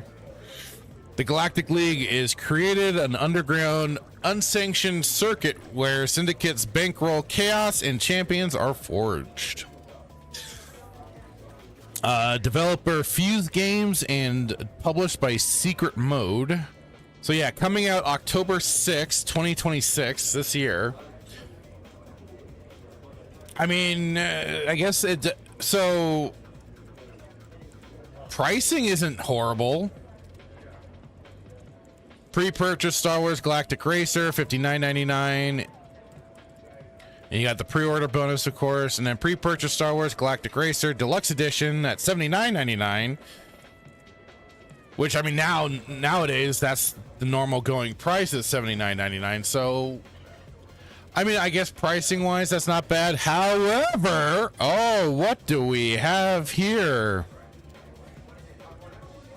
We have the ever insidious thing of, we have incorporates third-party DRM, de novo, anti-tamper, 5 machine activation limit. Oh boy, oh dear. Well, I don't know if that will especially make. So, all right. Well, wait. Has that? Oh, the.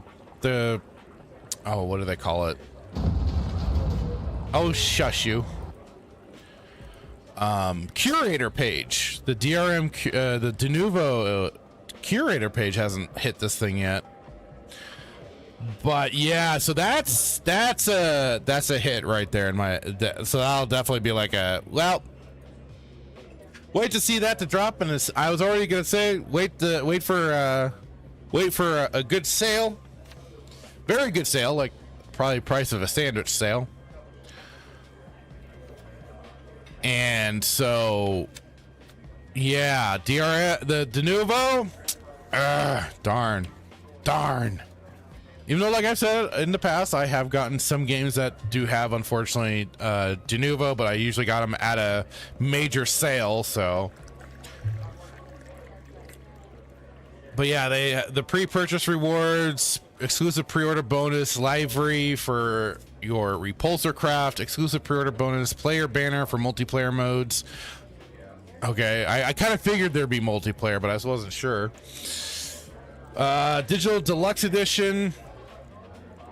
3 exclusive vehicles become the envy of the paddock and pilot the Core Saroon Caesar T-Speeder bike, the Core Saroon Dark X Land Speeder, and the Core Saroon Rock S Skim Speeder. Unique livery for pilots who need to race in style. Coat any of your speeders with exclusive livery inspired by the Naboo N1 Starfighter. 3 arcade events in the for the fearless racers. The Galactic League challenges you to 3 exclusive arcade trials designed specifically for your Core Saroon repulsor craft. Digital art book. So yeah, like I said, so they do say the Empire's grip on the galaxy is finally broken. With its fall comes new obsession. Speed as the New Republic struggles to rebuild. Gambling, entertainment, glory fuel the booming underground. No force, no prophecy, just skill, strategy, and the will to rise. Dan Blackroyd, hello, saying, is this a legend story? Well, actually, I did bring that up. Yes. It's a non-canon fan fiction story. Because like it is, we have not gone beyond Phantom Menace. So, this is taking some weird place in the far-flung future. I don't know what that's all about, but yeah, kind of weird, right? Anyway, that's climb ranks, earn rewards. So that's what they already kind of detailed in the videos we just went over. But again, like I said, like it is, it's got de novo for the PC side. I mean, like it is.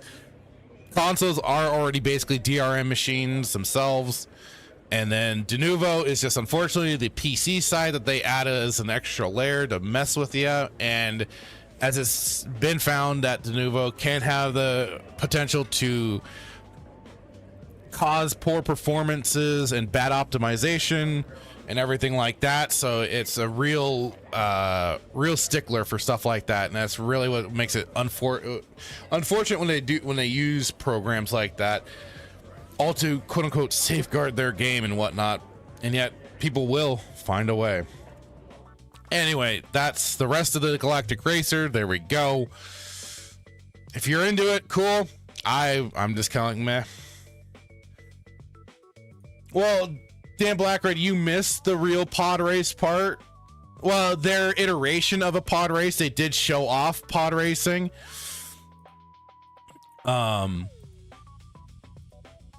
So they have it in there, but it's mainly a racing game, not just strictly pod racing. So this is again more fan fiction territory for all of this. We all know it's fake and lame. There you go. You know. Alrighty then. Alrighty. Let's see what else shall we get up to here. Where are we at? All right. This now.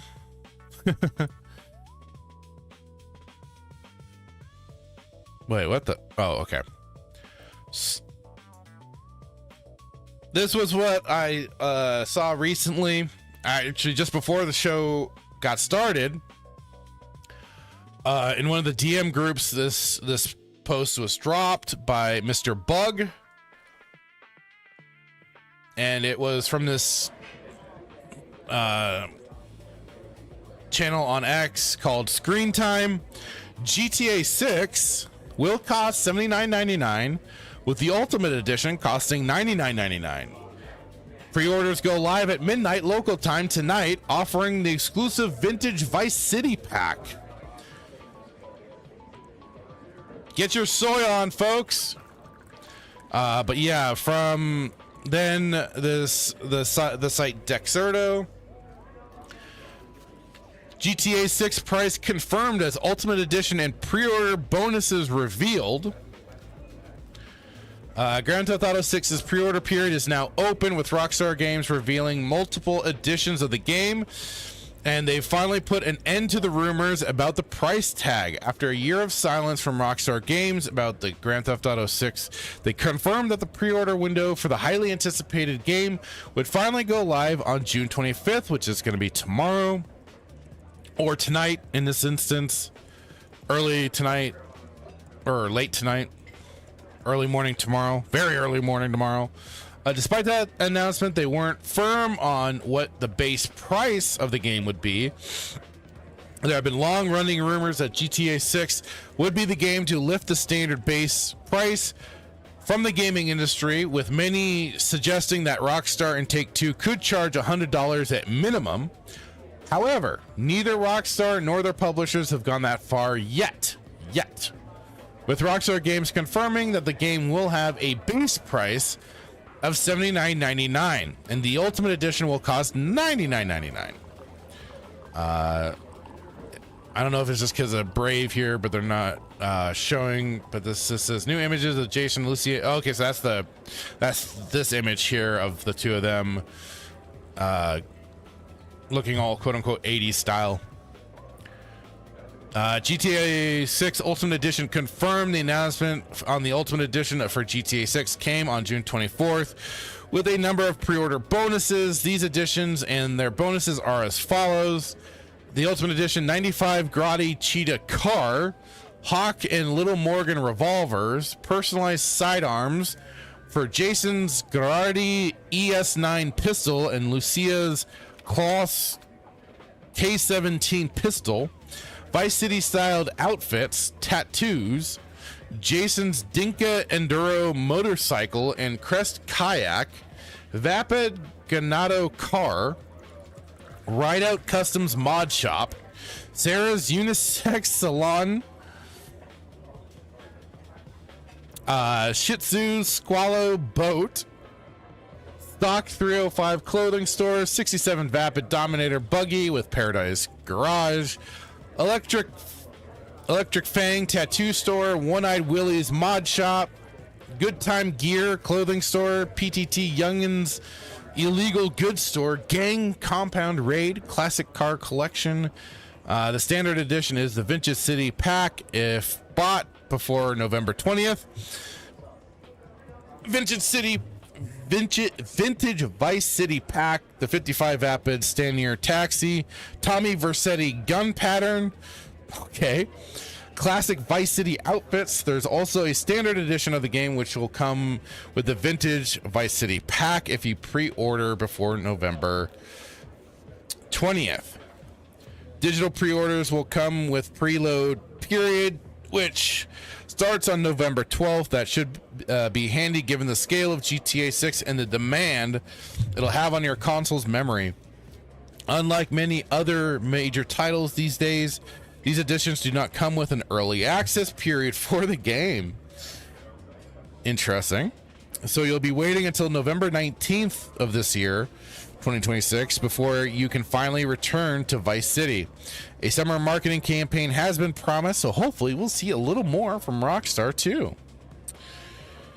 And of course, they did reveal their cover art, which, I mean, some people took some issues with it, but I mean, they're just going with that whole, like, it's Vice City, so they're also, reminding you of the previous game. It took place in the 80s and all that crap, so that's why they also have the color scheme that they do. It's what you'd expect. I don't know, some people were trying to, I think, cause some issue with it, whatever. But that's where, then, of course, the pre-order on June 25th, but like it's only gonna be on PlayStation 5 and Xbox Series X or S. That's where I'm especially just not giving two shits about this game, because it's gonna be either never or take forever for them to port it to PC. And yeah, I mean, I just can't say I'm gonna give too much of a shit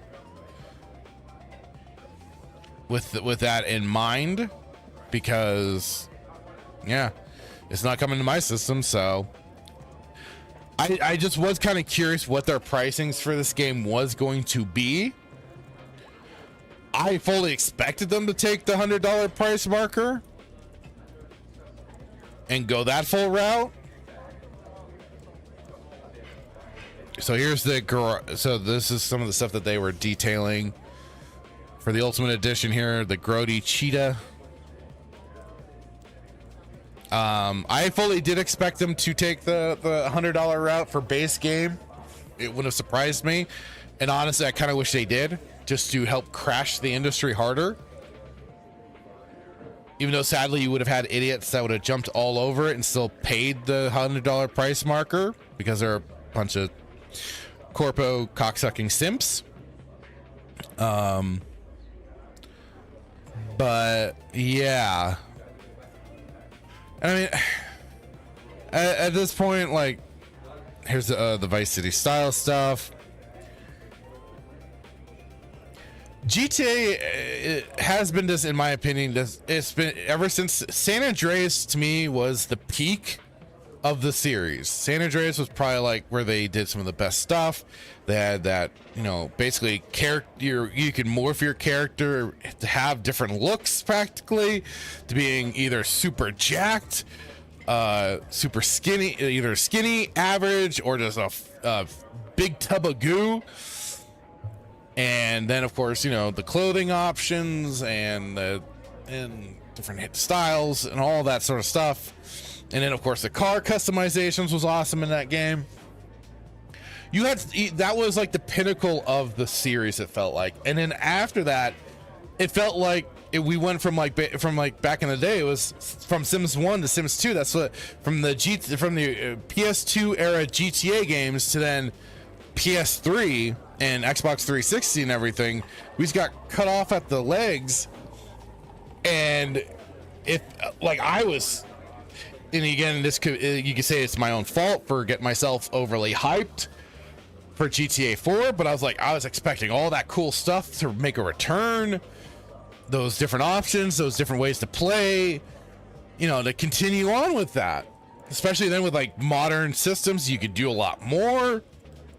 And I was thinking of how they were gonna like recreate Liberty City from GTA 3 and just make it look way more awesome and everything, but they, to me, changed it too much to where nothing to me was recognizable, and I thought that was really disappointing, because I was just looking for like, that was, you know, doesn't like a remake of Liberty City, but you know, with modern graphics, a modern aesthetic, textures and all that sort of stuff, and then we got like a whole new city basically in Liberty City. And that was, to me, at least, again, you could say it was all my fault for having my expectations built up like that. But, you know, that was what I had in mind. And I thought, oh, this is going to be awesome. Jason's safe house vehicles switch gears and soak up the sun in an army fatigued Hinge Dinka Enduro motorcycle and Crest kayak. And yeah, taking over the other territories for Grove Street and then calling in other gang members as backup made it San Andreas the most unique. Yeah, and that was then kind of a cool thing that basically then you had something like Saints Row that came along and took that up a notch. Saints Row 2 is still the pinnacle of that series, in my opinion. That's still the best of the best. You had a good mix of you know, over the top storytelling with at least a serious dramatic side too going on. But that was a cool thing with San Andreas, was you had then the whole gang territory wars going on, and it happened between the different cities that then you took and had businesses in, because then it was like then you still had the wars going on. I don't know if I necessarily expected that to make a return in GTA 4, but like I was hoping for some of that stuff to make a return from San Andreas, you know? It was so sad that it just got so handicapped the way at least to me, the way it felt. It felt handicapped at the end of the day. And so, you know, so for me, GTA as a whole has kind of like been. 5 had some okay moments.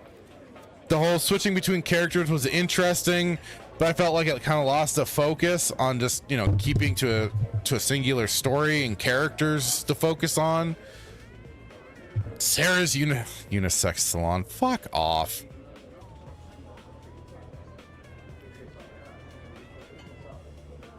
If you weren't gonna think that GTA wasn't gonna be paused when they're already saying a unisex salon, I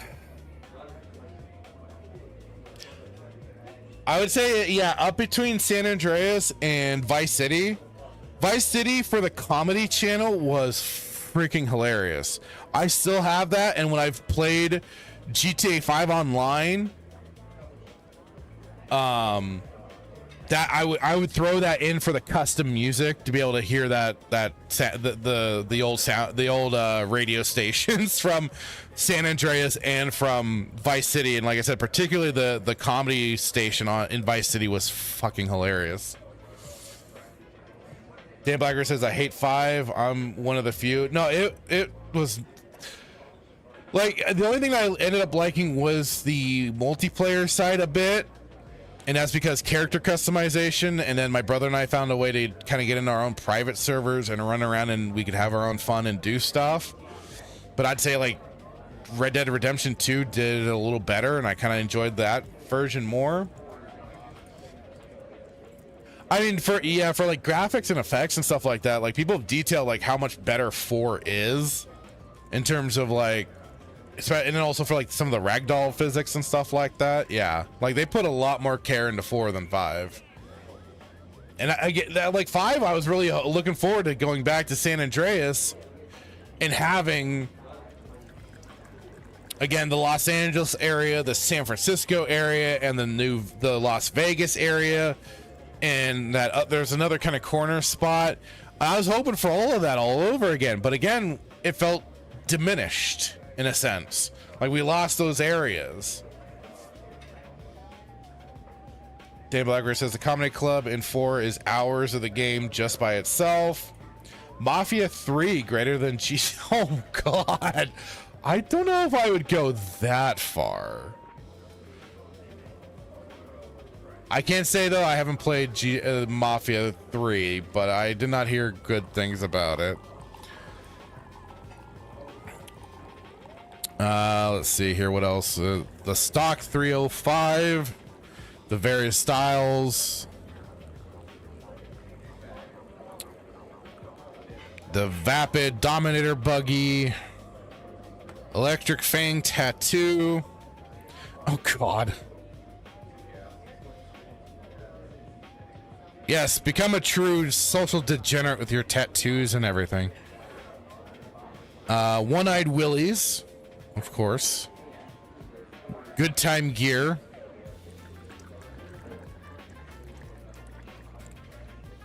Speaking of degenerates,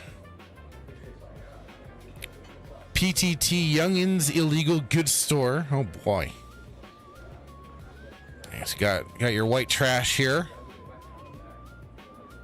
You got your Enwas here, and you got your white trash here. Classic car collection. But that's the stuff for the Ultimate Edition there. Let's see, the Vintage Vice City pack. The 55 Vapid Stanier. Outfits and hairstyles, so you can get that.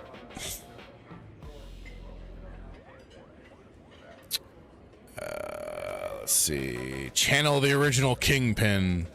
Adorn most guns with tropical pattern inspired by Tommy Vercetti's iconic tree. Oh, it's based off of his shirt. Okay.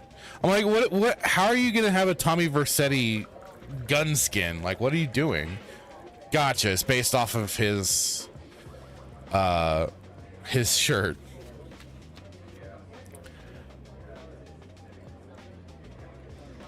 I don't even know if I've watched the second trailer. I didn't even.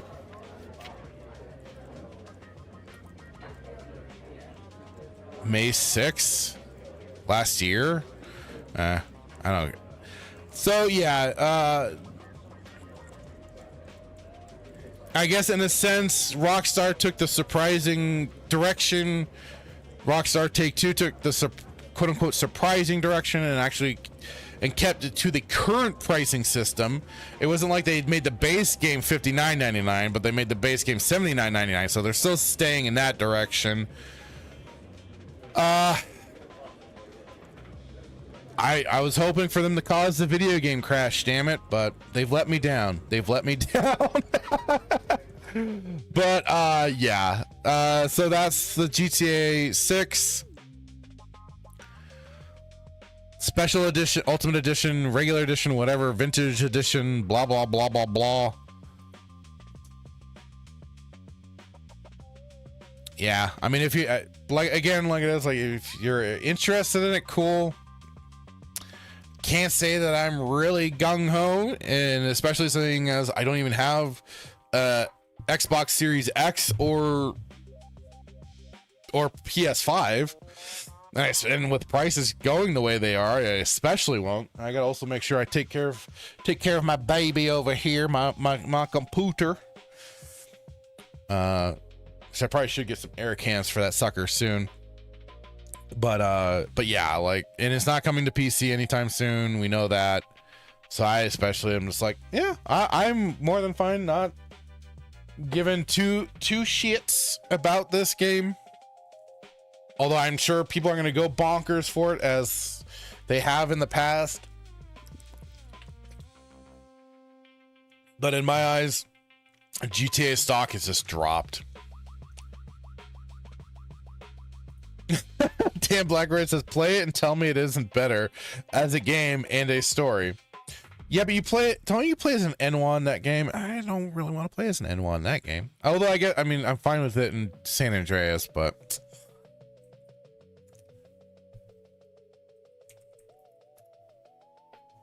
Yeah, I don't know. Maybe I'll have to check it out. It's been a while since it. So it doesn't seem like they have anything physical. No, it's all like digital goods and stuff like that for this. It's like there doesn't seem to be any kind of like physical retail version of the game. But maybe it's just like stuff that hasn't still shown off yet. Hang on, let me go back to that. Well, I don't think I'll be able to tell because the pre-orders aren't out yet. They're just showing you what you can get for certain ones. And the pre-orders go live tonight.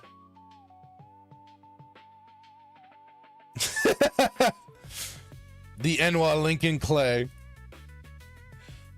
Heard the game isn't getting a physical media release at all. Really? What? So digital codes in the box sort of thing? Oh, I'm sure that's gonna be one. The sad thing is, like I said, is that people are gonna buy it anyways. People are gonna buy this goddamn game regardless. We're all gonna be falling into this damn trap of full digital. You will own nothing and be happy. So at least looking on the PlayStation side, it's just saying right now add to wish list. Let me see here.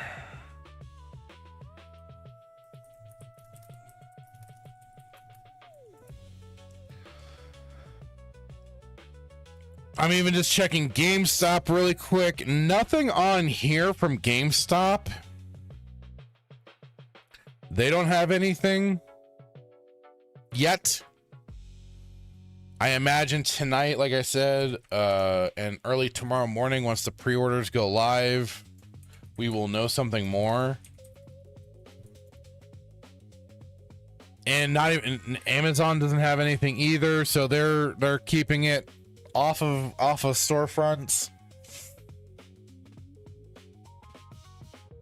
But yeah, nothing showing yet for any kind of physical release. You're probably right though, Dan Blackred. It's gonna be digital, from what you've heard. It wouldn't surprise me. It really wouldn't, especially like how stupid, ridiculous, like current gaming companies especially just are incapable of optimizing their game for, taking lower capacity, and they're gonna make the excuse of, oh, but we have so much detail and all this stuff thrown into the game, and it's like, yeah, but you can still optimize your game and bring down that storage space, because like Red Dead Redemption and GTA 5 take up so much storage space. It is stupid. It is obnoxious. So yeah, that wouldn't surprise me none. Hey, Real Wade Nation Gaming, how's it going? Hope you're doing well today. But yeah, that we'll see. We'll see what happens. I honestly hope it doesn't do very well. I want, like I said, I want the industry to burn.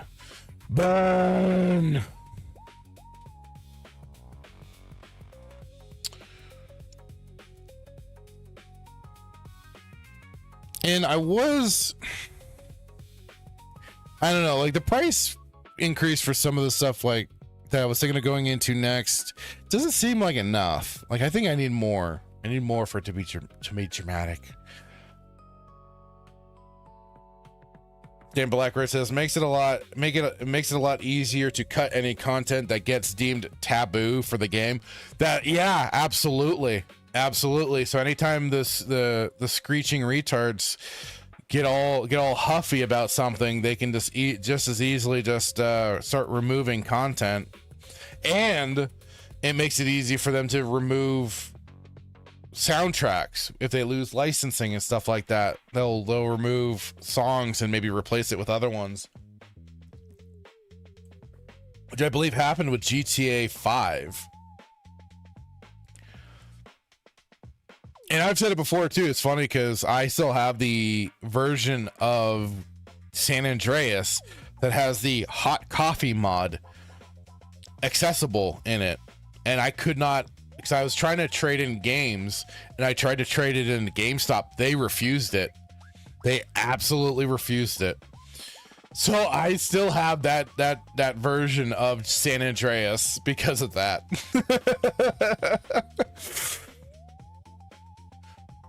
So now it's kind of a nice little treasure to have. Live service GTA. Oh, yeah, live service gaming, folks.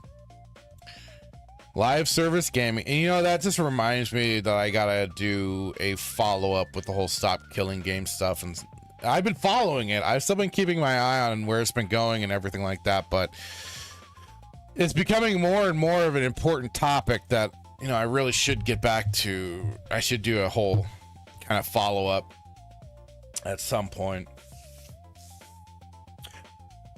But yeah, and you know what? I think that'll be a good spot right here. I think we'll call it here for today. This has been fun as always. And yeah, let's switch on over. Oh, oh, there we go. As always, thank you all so much for being here. I always appreciate it, really do. Thank you, Dan Blackroyd, Real Wade Nation Gaming, the Joker Voice, some of the Samael the Infamous, and Weasel. Thank you so much. And we had a couple of new faces pop in: Sarah Good 32 and Wildcard. Thank you for dropping on by. Tehaleem 29, who is in at the very start, or even pre-show, before I even got things loaded up. This has been fun. Like I said, always enjoyable, always a great way that I kick off my Wednesday mornings for my day off. And yeah, so just with that, I just want to say thank you all so much once again for being here. I did thank you, Dan Blackred. I did. I thanked you. You were thanked. And you were mentioned even earlier before you got in. It was like I summoned you. Because I brought up how, you know, Star Wars Episode 1 is the definitive Star Wars movie. It is. We're still waiting for those sequels, sir. We are waiting for you and Mr. Lucas to bring us more greatness. So yes, thank you all so much. Much appreciated. And we will. I may do. Well, I shouldn't say anything. We'll see what happens. So we'll see what happens. Because I certainly know I have to bug Jay Hitman about some things. Because I know some people have been asking about Saturday Night Sith. So we will have to finally confirm some things for everybody. Otherwise, goodbye, good night, good day, all that jazz. Have a wonderful one. Bye-bye.